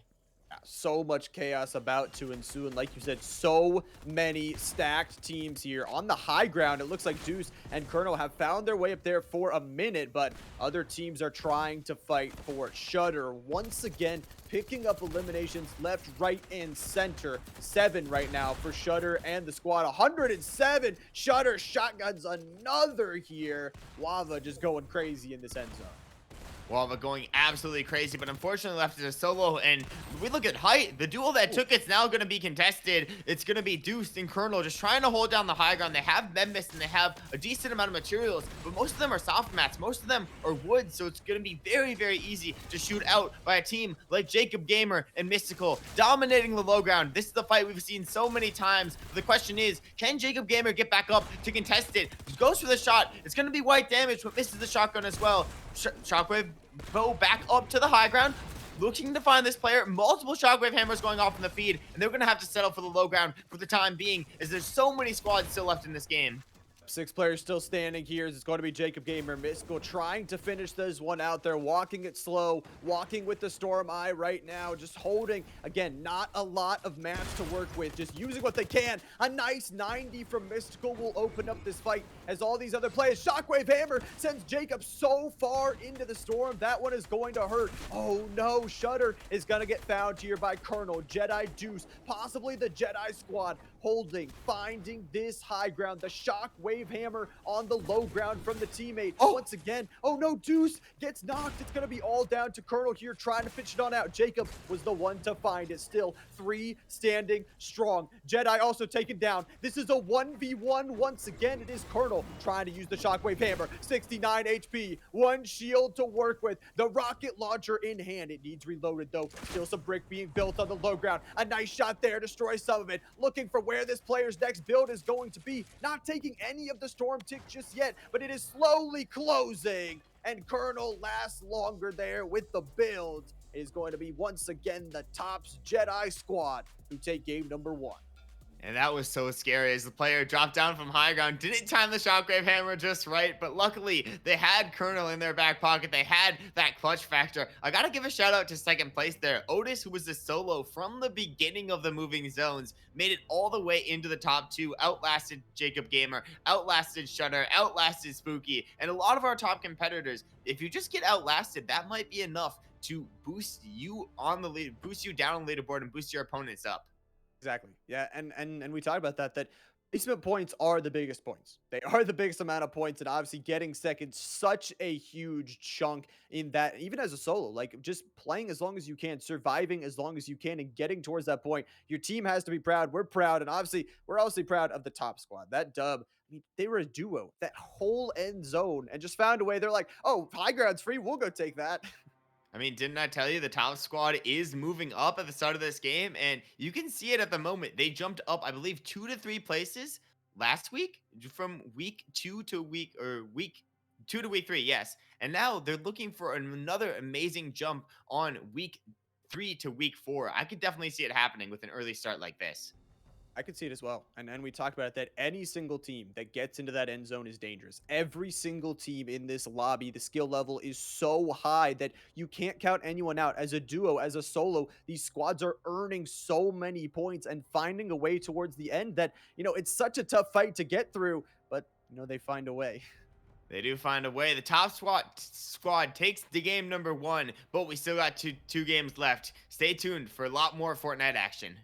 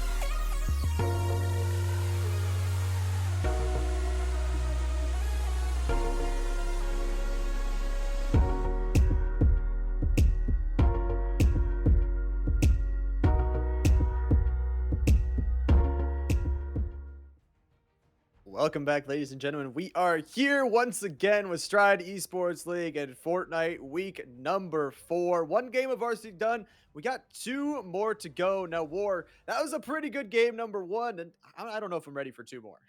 I don't know if I'm ready for two more, but the promise of a potential Lonely Labs zone has to get you excited. You never know what these zones are Lonely going to Labs. pull. So we could see a Lonely Labs zone at some point in time on these next games. We got to wait and see. And the players also got to wait and see.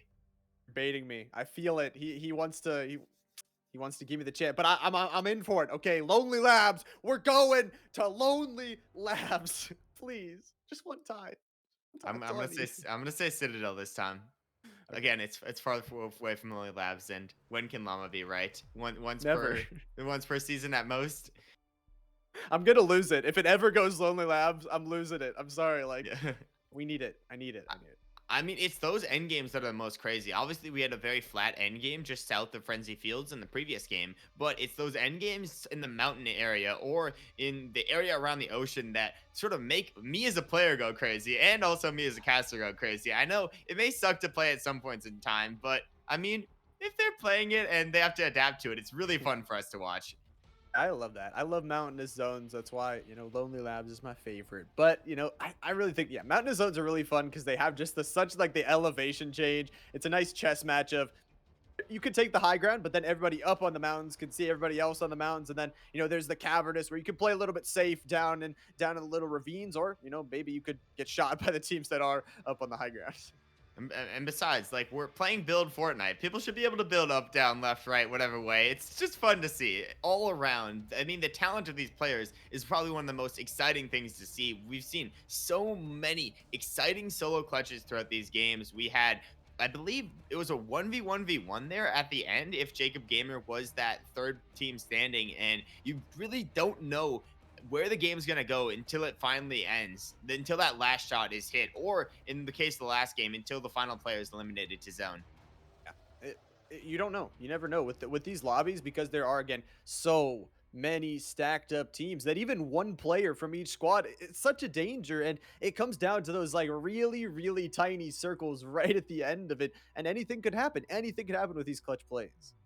Anything could happen, and that is the name of the game. It's Fortnite. There's so many changes. There's so many different possibilities. There's shockwave hammers, the shockwave bows. There's weapons like the Kamehameha, the Deku Smash. Things like that could disrupt the builds so much. But if we're talking about anything happening, I believe we know what's going to happen next. Game number 2 is about to begin.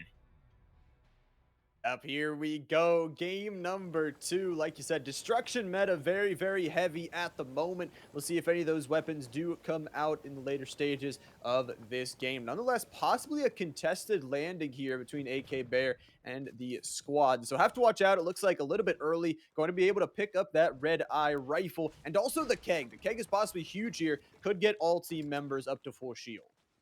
They could get all team members up to full shield, which is going to be so important because they are obviously dropping around the area of the first place team, the OHVA squad.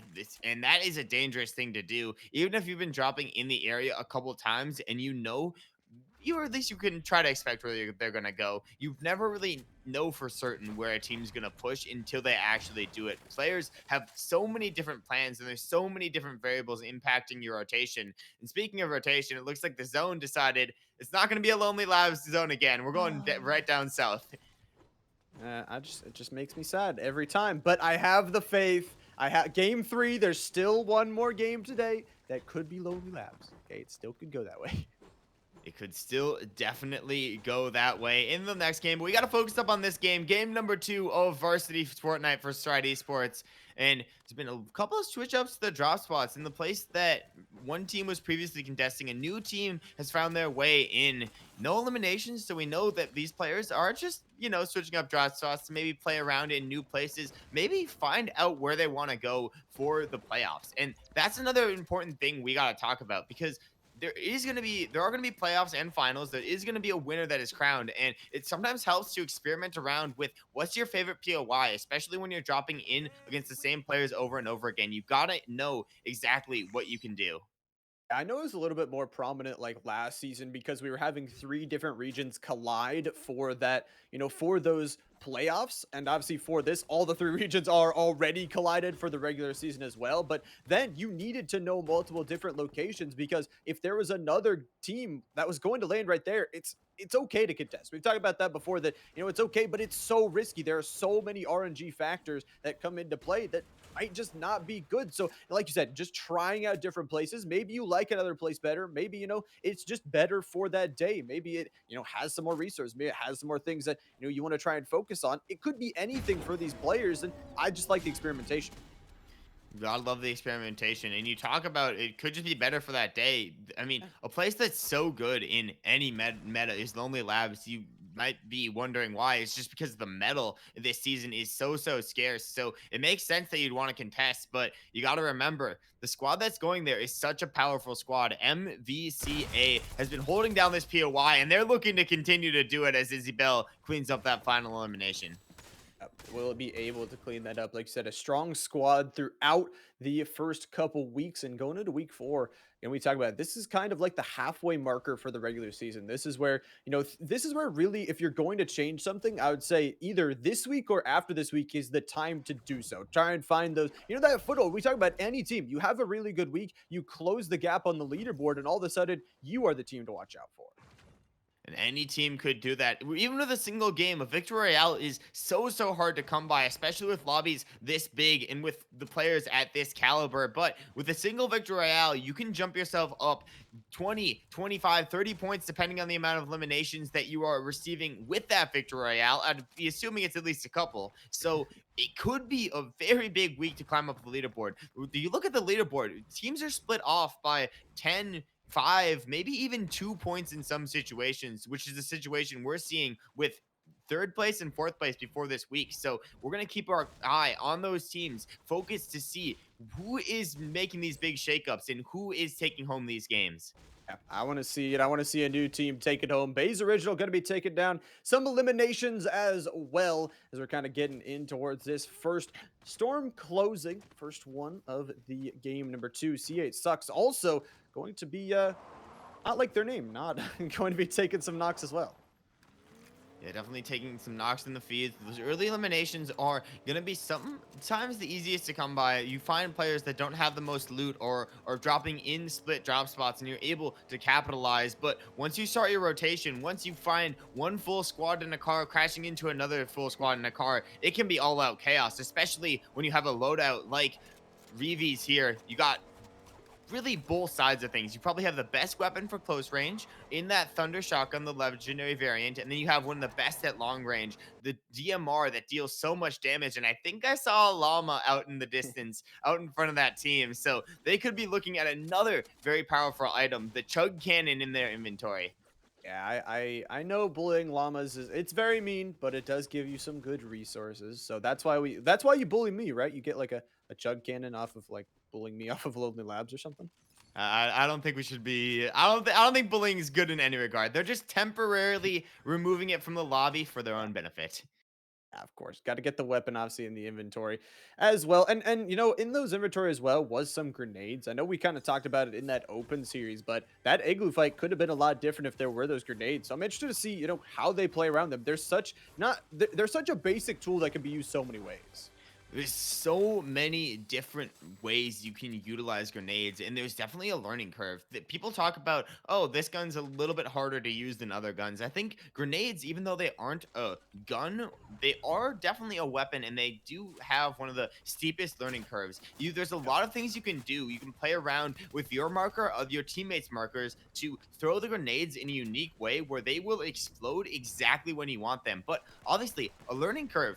Fortnite is a game of learning. Fortnite is a game of adapting, and it looks like X Ghosts may have to adapt here as they're getting into a fight.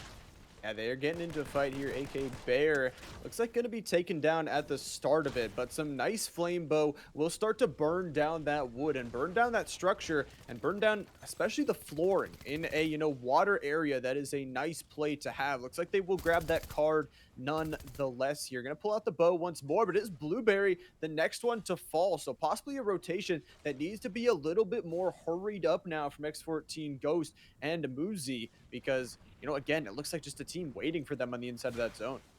And this is a very well planned out rotate. They have the slurp barrels, they have the boat, they can get out and they can make it into zone as long as they take that decision. But this fight doesn't look like Spooky and Co want to get out. It looks like they want to take this fight to its fullest extent, and it looks like they want to get a lot of eliminations from it. You can see this is the same fight that happened in the previous game around the exact same area as well. Leafy Leia, Spooky and Co just took down the Lonely Labs team yet again. Grace Newman falls, and this might have also been a third party because you see still shots are raining out, and Izzy Bell takes down Spooky from behind. Yeah, it looks like they will lose one fully actually finished off there down towards that reboot card. But yeah, it's like you said, tracking early, tracking those rotations of the teams that landed around you. But now you have to deal with a third party. Possibly some other teams heard it last game. And now this game, they want to get themselves involved. So it's going to be just dipping off, dipping back towards possibly a building, possibly some cover. And I am known from some people in chat here. It looks like a couple people maybe not get in, maybe some tech issues. I actually have a teacher that his literal first rule is technology always fails, and technology always fails when you need it so most. So it's adversity. It's adversity. Just another thing that these players have to deal with, but doing with it well. Dealing with it well, and what's not going to fail, hopefully, is going to be the reboot. You can see in the feed that Leafy, Leia, and Nate picked up the final elimination, and they should be able to get the reboot off just fine. Now, that's going to be Spooky back up. They're going to have a lot of loot to play around with, and they're going to be in a good position to contest this squad here. Shutter, Replay, Jax, Vader, and Flick going back to one of their traditional high ground positions and holding it down well. Yep, high ground is what suits this squad well here. And obviously, they're already inside the next zone. They won't have to super worry about that. But it is Galaxy and company. We'll see what they could do here on the beaches. Maybe they're just going for a little vacation. I don't think this is a vacation since you have so many teams trying to focus you. We've seen Galaxy pop off many times in the feed, but unfortunately going to be popped out of this game. Zomu takes the shots, and that's the dangerous thing about trying to utilize the Deku Smash. If you're on low ground and you're pinned between multiple high ground positions, players can shoot at you even when you're in the Deku Smash form, cancel it out, and make it so you get sent back to the lobby. Speaking of sent back to the lobby, another teammate goes down, and now they're left in a 2v4. At this high ground play from Zomu and the squad is absolutely massive, as they're going to pick up the loot from it as well. Ammo, the Deku Smash, anything they would have ever needed. Go ahead and finish off a couple of those eliminations as well. So yeah, you see that they're going to, oh my gosh. Also, I'd like to point out, look at the builds war. Look at the builds. That's what you want in any game mode. It doesn't matter. Even if it's no builds, it'd be funny to see it in the inventory. Even though you couldn't use them, that many builds is a dangerous sight. So I'm very, very surprised that they have that many at this moment in the game. But I just want to see what they're going to be able to do with it. If they use it well, they could pull off a very, very big game.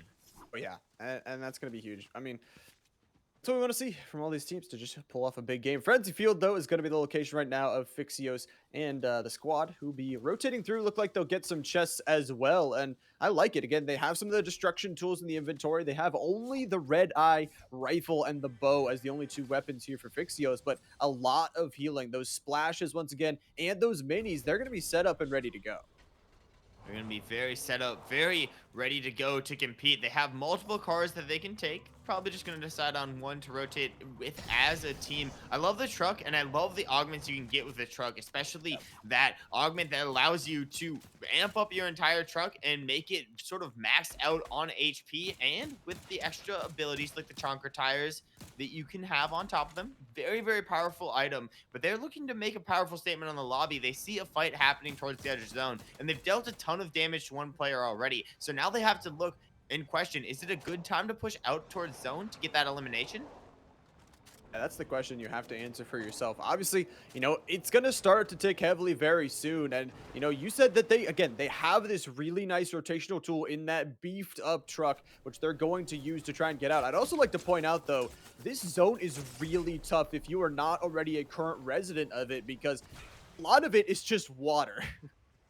A lot of it is just water all surrounding one massive island. I'm wondering what teams are on the island and what teams are going to risk playing towards the island, because the zone can definitely end on the island, but it looks like the fight's going to end for Pro PK. They're taking out from all angles. It's going to be the Lava Squad jumping down, picking up those eliminations, and a well-needed one as well. As you can see, Jax Vader maybe doesn't have the best healing inventory, or maybe the healing inventory that they want. They can send a couple of their teammates down to maybe grab that chug cannon. I think that's one of the most valuable things to have. Yeah, they believe they did do that. Yes, so that's going to be Flick with the chug cannon moving into endgame. They have such a powerful loadout.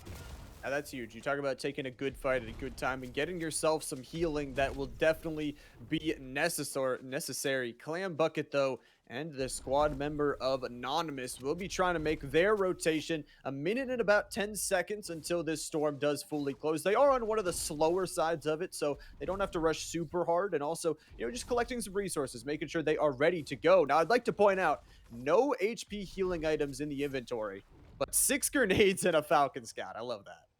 Yeah, I gotta say, it's an aggressive play, but they have a campfire right in front of them. They obviously had a tough rotation from zone, maybe had to use those healing items along the way, but the campfire is going to allow you to regain your HP quickly. Even as the zone passes by, they give it a little stoke, and it boosts up to about 5 times the speed. They'll be able to get to max HP. They'll be able to find themselves a good place in zone. It's just, is somebody going to look at them as they make their rotation over this divot? And that'll be the question. And obviously, I want to see how they use this Falcon Scout, how possibly they use these grenades to kind of destroy some of the cover, either or get themselves maybe into a winning fight. We talked about it before, and this is the Falcon Scout. So this is going to give them a lot of their information and just scout out where these other teams are. And that could just be huge. Maybe you can see an open building, see something open that as a duo, you're looking for anything open right now. And you are talking who's at the top of this island? It's the OHVA Squad.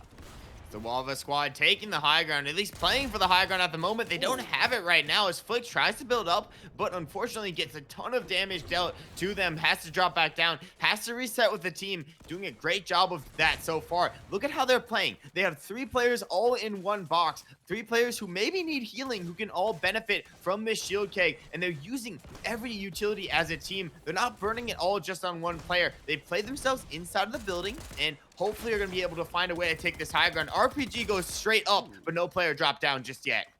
And no player dropping down. They just wanted to take that wall. That's a smart play, so they can make the edit on it, so they can be ready to go. And this zone, I'm not gonna lie, it's pretty terrible. It is a lot of water. It is not a lot of cover. Not a lot of teams are going to fit into it. And if you are, you're going to have to put that cover down. If anyone has a flame bow in this lobby, lighting those ground pieces on fire in the water is going to be such a huge asset to you. A very huge asset. It looks like Ghost has the flame bow, but I wouldn't even use it here, especially because you are solo. A single shot is enough to insinuate the lobby focus, start the lobby focus, and it looks like lobby focus is going to go straight on to Jacob Gamer. Dives into the sky. So much pressure from around the lobby. He's looking where to land, looks at the zone, realizes everything is water, nowhere to go, and unfortunately going to be taken out there. That's going to be C8 who finds that elimination. This team got second quietly in the last game, but this game, they're not going quiet at all. 14 eliminations so far and just hunting for more. Yeah, they're not going quiet. Good on Jacob Gamer to dodge as long as they did. But like you said, it is all water. There is no real place to play unless you have already found your location. And it is closing in even more. It's closing out, more of that land. So it's going to be more and more water. So all of these squads playing up on the beaches, just building as much as they can. OHVA Replay, though, also getting active, making sure that you have putting pressure down and putting pressure shots to possibly pick up some eliminations. These zones, you play them maybe once every blue moon, and you always wonder, where is it gonna pull? You position yourself on some sort of landmass, you're looking around and you're thinking, where do I go? You can't go anywhere, truthfully, because the zone is completely now in the water, a little sliver of land, but all these teams on all 3 land masses now have to make the rotate in, and it is going to be one of the most grueling rotations we've seen in a long time. This may not be a lonely lab zone, but it's got to be more chaotic.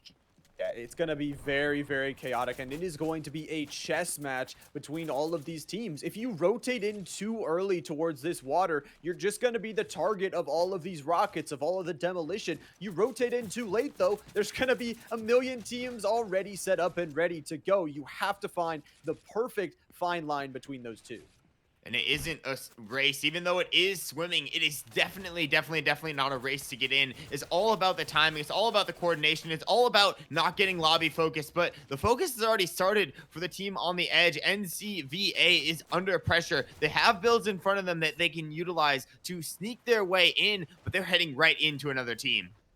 Yeah, they're heading in, like you said, it is just a little tiny sliver of land. They will own the little tiny sliver of land, but I don't think that even matters at this point. They have to go somewhat into the water. They're going to push up a little bit towards the high ground. Those builds are there. Look at this, NCVA huge to take that high ground. Some other shockwave hammers to destroy some of the other builds. Seiji looking to pop some of these big shields here, but right on the edge of that storm.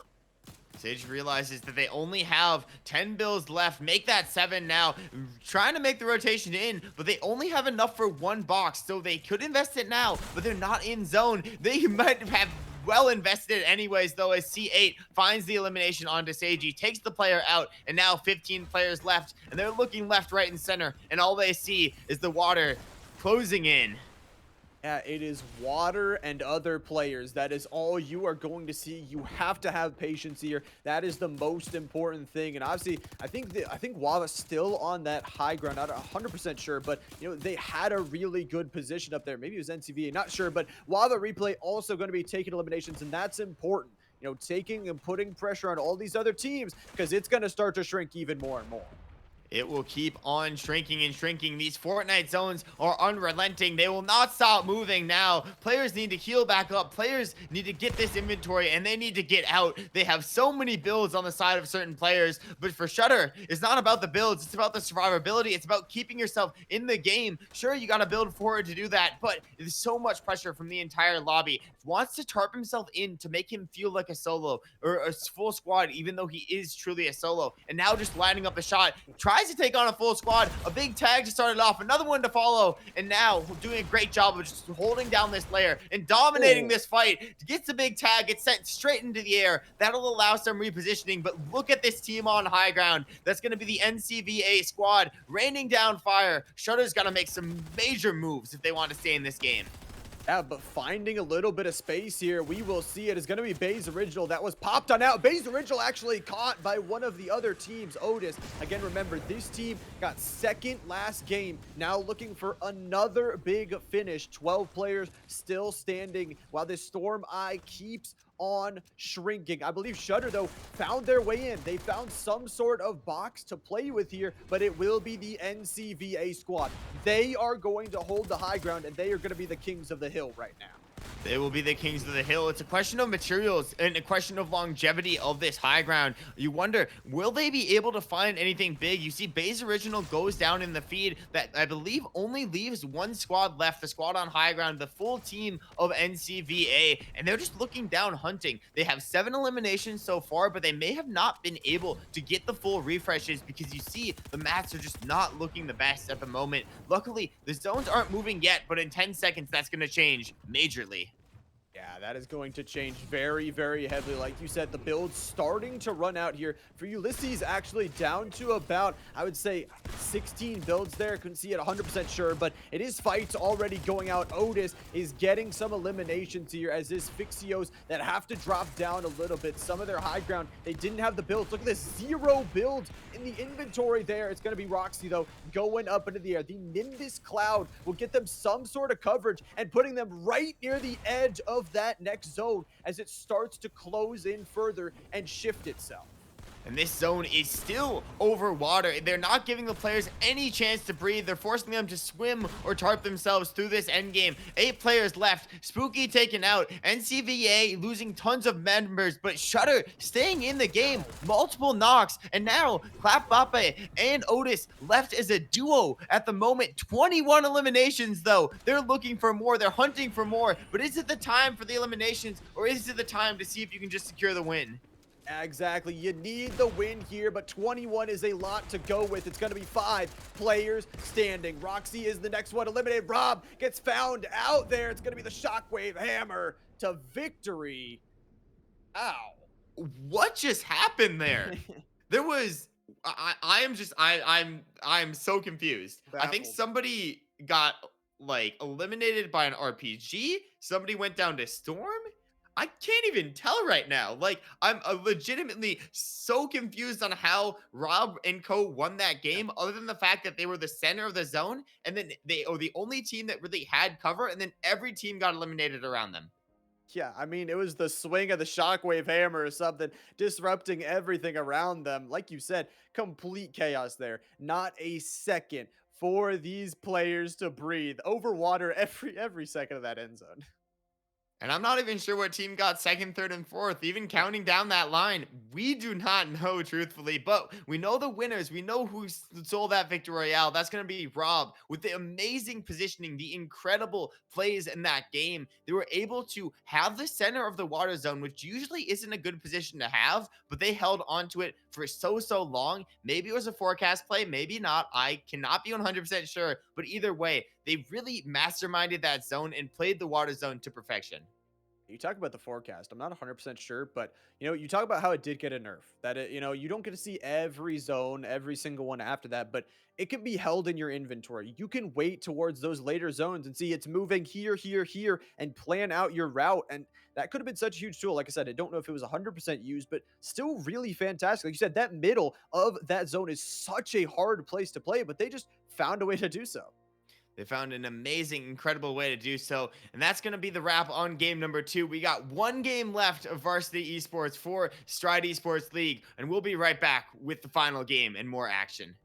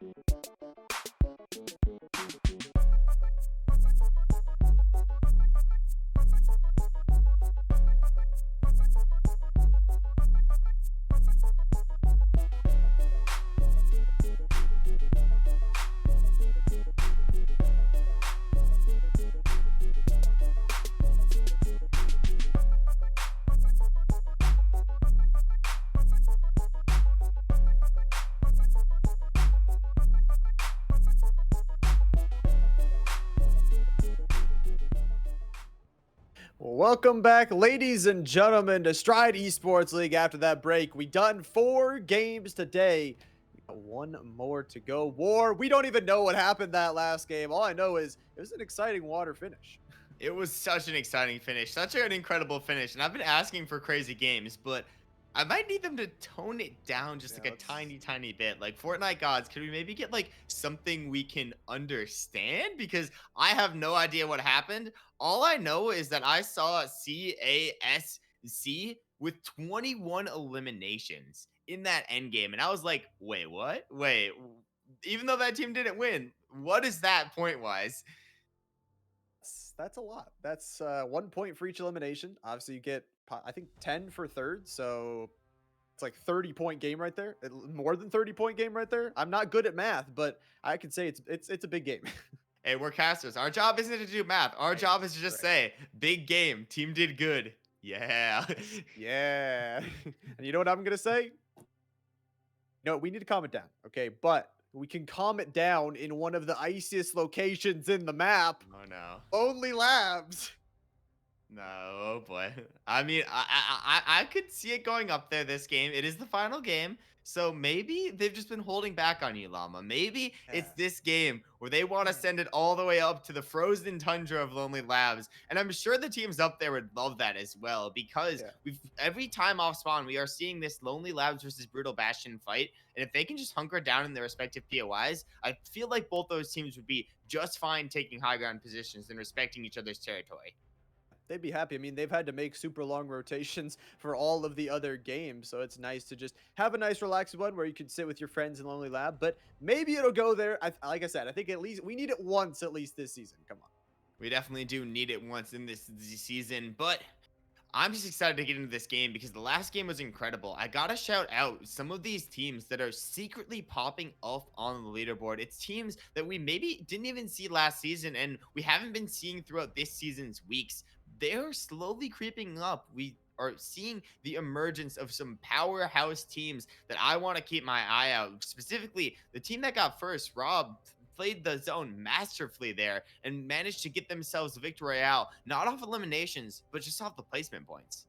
Yeah, and we talked about how chaotic it was and how hard it is to actually hold the center of the zone, especially in a water one. But they just found a way, put pressure on towards other teams, make sure they fought. We talked about there were a lot of solos kind of roaming around playing in that zone. So, you force them to fight each other. You find a way to just, take that end fight, maybe a 2v1, maybe a couple of 2v1s lumped into each other, but played absolutely masterfully. And I know what is going to be masterful. This final game, the last chance for players to cement themselves in week 4, is ready to go. The battle bus is launching. You can hear the beep beep in the background. Let's get right into it. Up here we go. Final game of the night here for varsity. Obviously, it's been 4 games today that have been absolutely amazing. Can this one top it? I think it will. I definitely think it will. And Mystical, Jacob Gamer and Co. definitely looking to top the performance that they have had so far. They've had 2 solid games, I believe, within or around the top 5 for both of them. But now it's the final game. It's the game that is going to close out the night. They're sitting in third today, but the team in fourth, who is just 4 points behind them, has already picked up 1 victory royale. So you're going to need a big game here to keep your top 3 on the overall leaderboard. You need a big game, and it's obviously, again, you need big games all season long. The consistency has to be there. You cannot just have one good week. We've talked about it, but one good week does help. So that's what a lot of teams have been having so far. I love this keg play. Obviously, getting all 4 players up to max shield is going to be a super strong, not only to save on resources, but, have them prepared for a fight. Definitely want to prepare for a fight and save resources. It's so important, especially when you're dropping in one of the split drop areas around the map, such as this one. Now, this house may be big. I believe it's about a 6x4 house, so a ton of chests inside and a ton of loot, but an entire POI just does you so much better. So if you're in this situation, you need to adapt. You see this player, AK Bear, 1 gun in the inventory right now. The other 4 slots left completely wide open. May be able to get augments, but what's going to help more is materials, and what's going to help more is going to be those inventory slots filled. Yeah, you want to fill those up, obviously, with, with whatever you can.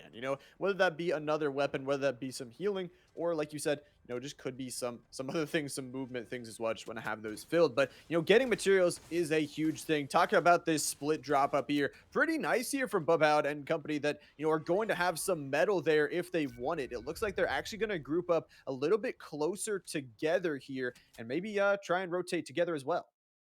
Definitely want to hit that rotation together. Rotating as a team is always going to be so important. It doesn't matter if you're dropping on the outskirts of the map or in the direct center.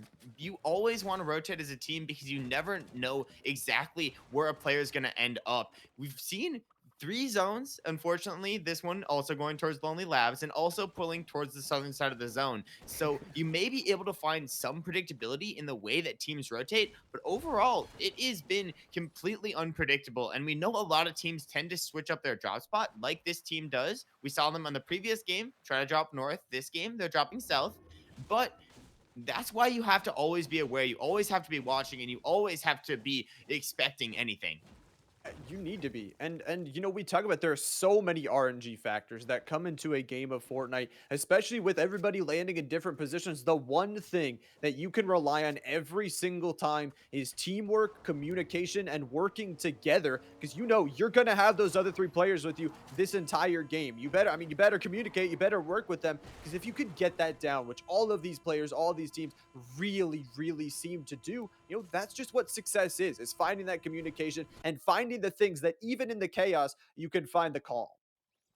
You definitely want to find the calm within the chaos, but there's going to be no calm for Drip Eddie. The entire team has been taken out. The team that is pushed out of Brutal Bastion is going to be the Kava squad. And what I'm seeing right now in the feed and in the overall leaderboard is a lot of correlation. The teams that are getting eliminations early, the Kava squad, the Wava squad, and CASC are the teams that are in first, second, and third on the overall leaderboards going into week number 4. So I want to see how these teams are really taking these off spawn fights, because it seems like, at least at the moment, for Spooky and Co, they are taking them very well.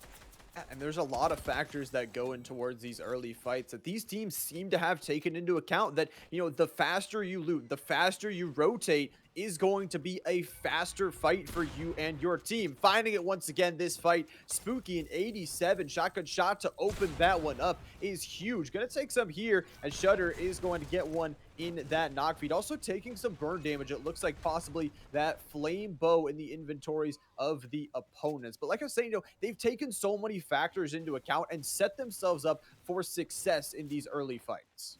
And they're so good in early games. It's always consistent. I've never seen this team go down off spawn because they are just so calculated in their rotations. Now, when it comes to late game, that may be a different story. We've seen a lot of grid placements and a lot of not so good placements overall. But at the moment, 4 eliminations is probably one of the best starts that any team is having at the moment, and potentially going to get another as they see a player right in front of Anonymous here. Don't want to throw a slurp at that. You want to get that elimination, which Anonymous does amazingly there.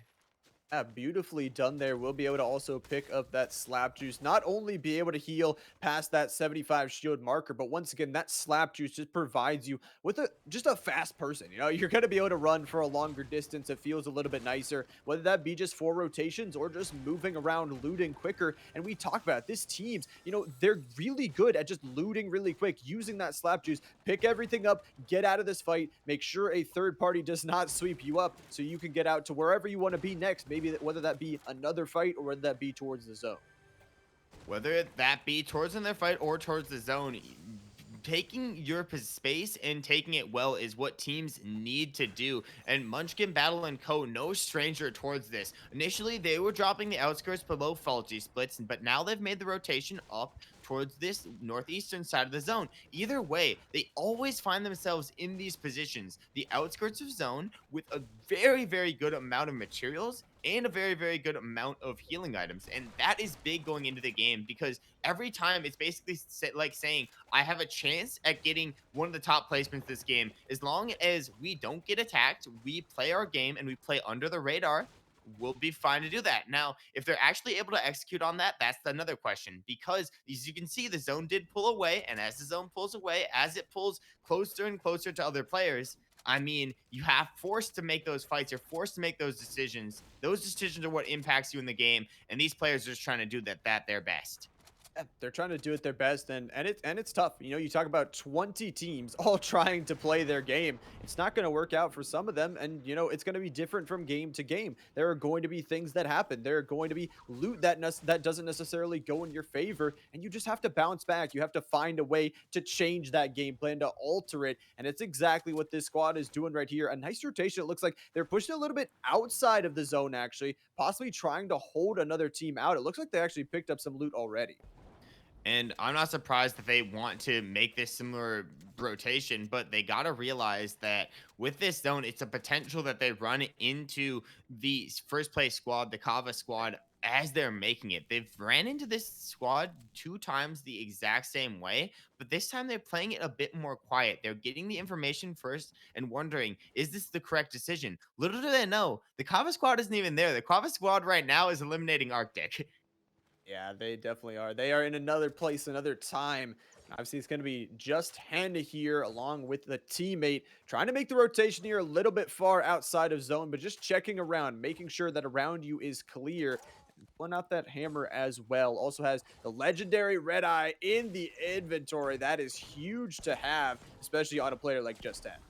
It looks like Just Hen is in fact Just Hen. Emily and Rise both going down in the feed, which means that Hen has to rotate out towards the edge of the zone, looking to play for these reboots and for potentially a chance to get their teammates back into the game and play for high placement. Now, they usually drop in the Shattered Slabs area, so I'm assuming they've already cleared out most of the POI in terms of loot. However, that also means that the POI is going to be likely clear to go back into and get a reboot. So for this player, Just Hen, it's very, very important to get inside the POI, get the reboot as soon as possible, and also dodge teams like Galaxy and Co. as they make the rotation out of Shattered Slabs. Oh, yeah. I mean, you definitely don't want, especially if you're a solo, trying to go back to get those cards to run into another squad. And like you said, this squad right here, they are rotating on in here. They got a little bit of extra time, but you know, trying to get themselves a little bit more forward and a little bit faster. I love the inventory so far. They got a couple different shotguns, actually one shotgun, but 2 different assault rifles to work with. Can provide both that long range and medium range, and even some short range support along with it. But again, that Falcon Scout being prioritized by some of these teams, giving knowledge is just, again, it's one of the biggest things that is just underrated. You give knowledge towards your team, it can infect that entire, whether that be mid, end game, it can affect it for your entire team. And the Falcon Scout, so many versatile uses. I even saw it in previous weeks, utilized to pick up like teammates, whether it be your own teammate who's knocked or an enemy Yeah. teammate who's knocked. You can just pick them up, carry them back to your base, and do what you want, really. So it's a very unique weapon in that there's so many different uses for it. But Gunga might need to get used to getting out of this situation because they're on the high ground, but they're down a teammate, only 2 left at the moment, and they're up against the Kava squad, one of the top squads in the lobby.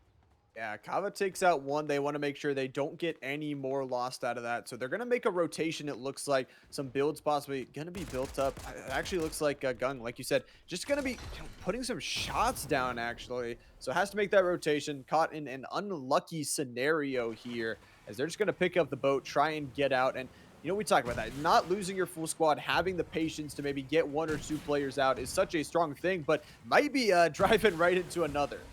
And I love this boat switch. So this is a classic for Fortnite players. You can utilize the boat and sort of just switch on, off out of it so you can fire more and more missiles. No. But it's not about the firepower sometimes. It's about the ability to escape, and having that rift ability augment in inventory is going to be massive for this player. Goes straight out, but getting beamed out of the air. As long as they get down, they should be able to make it fully out as long as nobody followed their rift. They just has to land and cut the line of sight of this other team. Yeah, gonna land here towards the other side of the zone that squad wasn't at. Should be able to fully reset, but talk about a squad that is fully reset and ready to go. It is Wava. This squad been so, also, they've been dominant is what I was gonna say, but also some nice weaponry on the ground there if they want to pick that up. Some very solid weaponry. It might just be because of the fact they have 10 eliminations already. Mind you, last week they picked up a 23 elimination victory royale. So they're no stranger to eliminations. There's no stranger to high placements. It's just all about the execution because, as you know, they off spawn, they go for eliminations. That's what they do every single game. But at some points in time, especially like the first week of Stride Esports, they get overzealous, but definitely not getting overzealous chasing for this elimination. The Rift has already come through for this player, but I doubt that's going to be enough to escape the grasp of the Wava wave. Yeah, they are looking to crash that tidal wave over this whole entire next zone, and keeping four players strong here as they continue it as well will be interesting to see. Obviously, like you said, getting those early eliminations not only helps them get some eliminations. Obviously, it's nice to get some points, but you get those builds, you get those possibly loot, possibly those extra heals from those opponents that you take down, and that is just super underrated. I feel. That is incredibly underrated. It's so powerful to have those extra resources because that could mean the world in certain situations. You know that Rob, Roski, Zomu, and Anonymous won that previous game just because they had the team advantage and the resource advantage. They were able, as everybody else was shockwaving and hammering themselves around the zone, they were able to sneak their way in and put themselves in a favorable position, exactly like what they're trying to do right now, making the rotation out of Anvil Square ahead of time so no team has the ability to push from behind them. By the time a team enters Anvil Square, there will already be at the center of this next zone playing for the next zone, as long as they don't get focused out here. They got to be a little bit careful with some shots coming out for some other squads in the area, but I like that. Like you said, clearing out your backside first, making sure that you only have one direction or maybe two directions to look in at the moment. 33 players still standing strong, though. This one is going to be, not necessarily in total water. It's going to have some water. It'll be a little bit hilly, though, as well. So kind of the mix of our two past games. Definitely a mix of the two last games, which is going to be good. It's going to provide a good balance, but not good enough for Blueberry. And unfortunately, going to be going down there, and that's going to be Kava again. You see, a zone goes their way, and now they are looking so good. They may have lost Elite Nate, but I doubt that's going to be much of a problem. The triple revive comes through. The teammate's going to be rebooted up, and there's a ton of loot that they can play off of, and maybe even another player that they want to take a fight with. Yeah, there's a ton of loot. A 51 Spooky able to take that fight, take that, elimination. Talking about eliminations, 17 for this squad. You talk about a squad that has been performing all of those first 3 weeks and continuing their dominance once again. I mean, how high can they go? How high can they go? That is the question we have for any team here. And it definitely looks like this is the Kava we saw on week 1. This is the Kava of dominance. 17 eliminations is massive. And picking up this capsule is only going to accelerate that. They can see a switch out of inventory. You drop this Falcon Scout just because the Kamehameha is just that powerful. It can deal so much damage to the lobby. And when you have squads like Guava picking up eliminations, closing in closer and closer to your eliminations, that's when you want to have power weapons like the Kamehameha, and that's when you want to start picking up eliminations.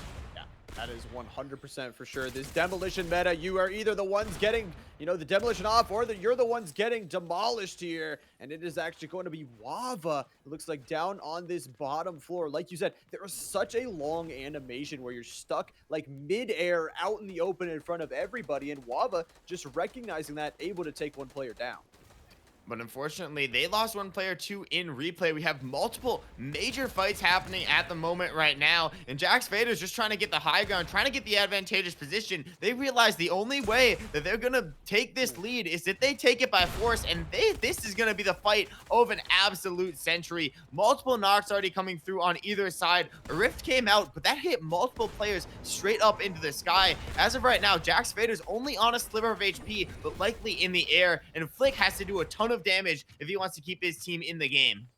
Got to keep your team in the game. Got to heal back up. The heals are there, though. You can see one big pot to work with. Also, 5 splashes. Hopefully can also help Jax Vader out as well. That is huge there. But we are also seeing Otis, a team that just seems to always find themselves in these end zones. Once again, building up towards this high ground. They have the slowest piece of zone in their favor. They're going to be able to watch as everyone else has to make a rotate. And this slow zone is going to be massive for Otis and co, solely because of the fact that their rotation based off the spot they usually drop around Shadow's Clouds got to be one of the longest rotations that you could possibly make out of any team in the lobby. They've had to force this rotation over and over again, which is probably the reason why they don't have as many eliminations as the previous game. But at the same time, now they've been put themselves in an advantageous position. They have a ton of mats, and it allows them to spray down at other players in the lobby and put infinite focus on solo players like Anonymous here. Putting pressure and focus is going to be their goal. The thing is, though, just don't get too distracted. At this point, you got to make sure you have to just give information in general. You have to be looking it's a hard thing to say. You got to be looking every which direction. You got to be checking every which way, but you have to be checking and noting where all of these players are rotating to, and possibly, maybe you see the solo, maybe you leave the solo for right now. Maybe you put pressure on the squads, the 4 stacks that are trying to rotate in. Speaking of rotation, I mean, Elite Nate getting sent straight up to high ground. I don't know if that was his teammates or another teammate's Rift Augment, but it's enough to put a lot of pressure on these players. Spooky went straight up. Now he's straight back down, and now is going to deplete through most of the heals for the team. Now falling together as a team, but still a lot of squads left here, a lot of games still left to be played, and being a duo this early on, even though we know this team for solo/duo clutches, this is not the position you want to be this early. You want to stay up as a team as long as possible. Yeah, you definitely want to stay up, and it's impressive to me, even as a duo, staying so strong, staying together. Isabel, though, losing a teammate, see what they will have to do to stay strong. You're just looking, seeing if there's anywhere to play. A nice aerial view that shows, no, there is really nothing to play. We'll find a little piece of high ground to work with to hopefully just hide out. Again, solos at this point, your goal is to just hide. Be that rat, stay there, and get as much placement points as you can.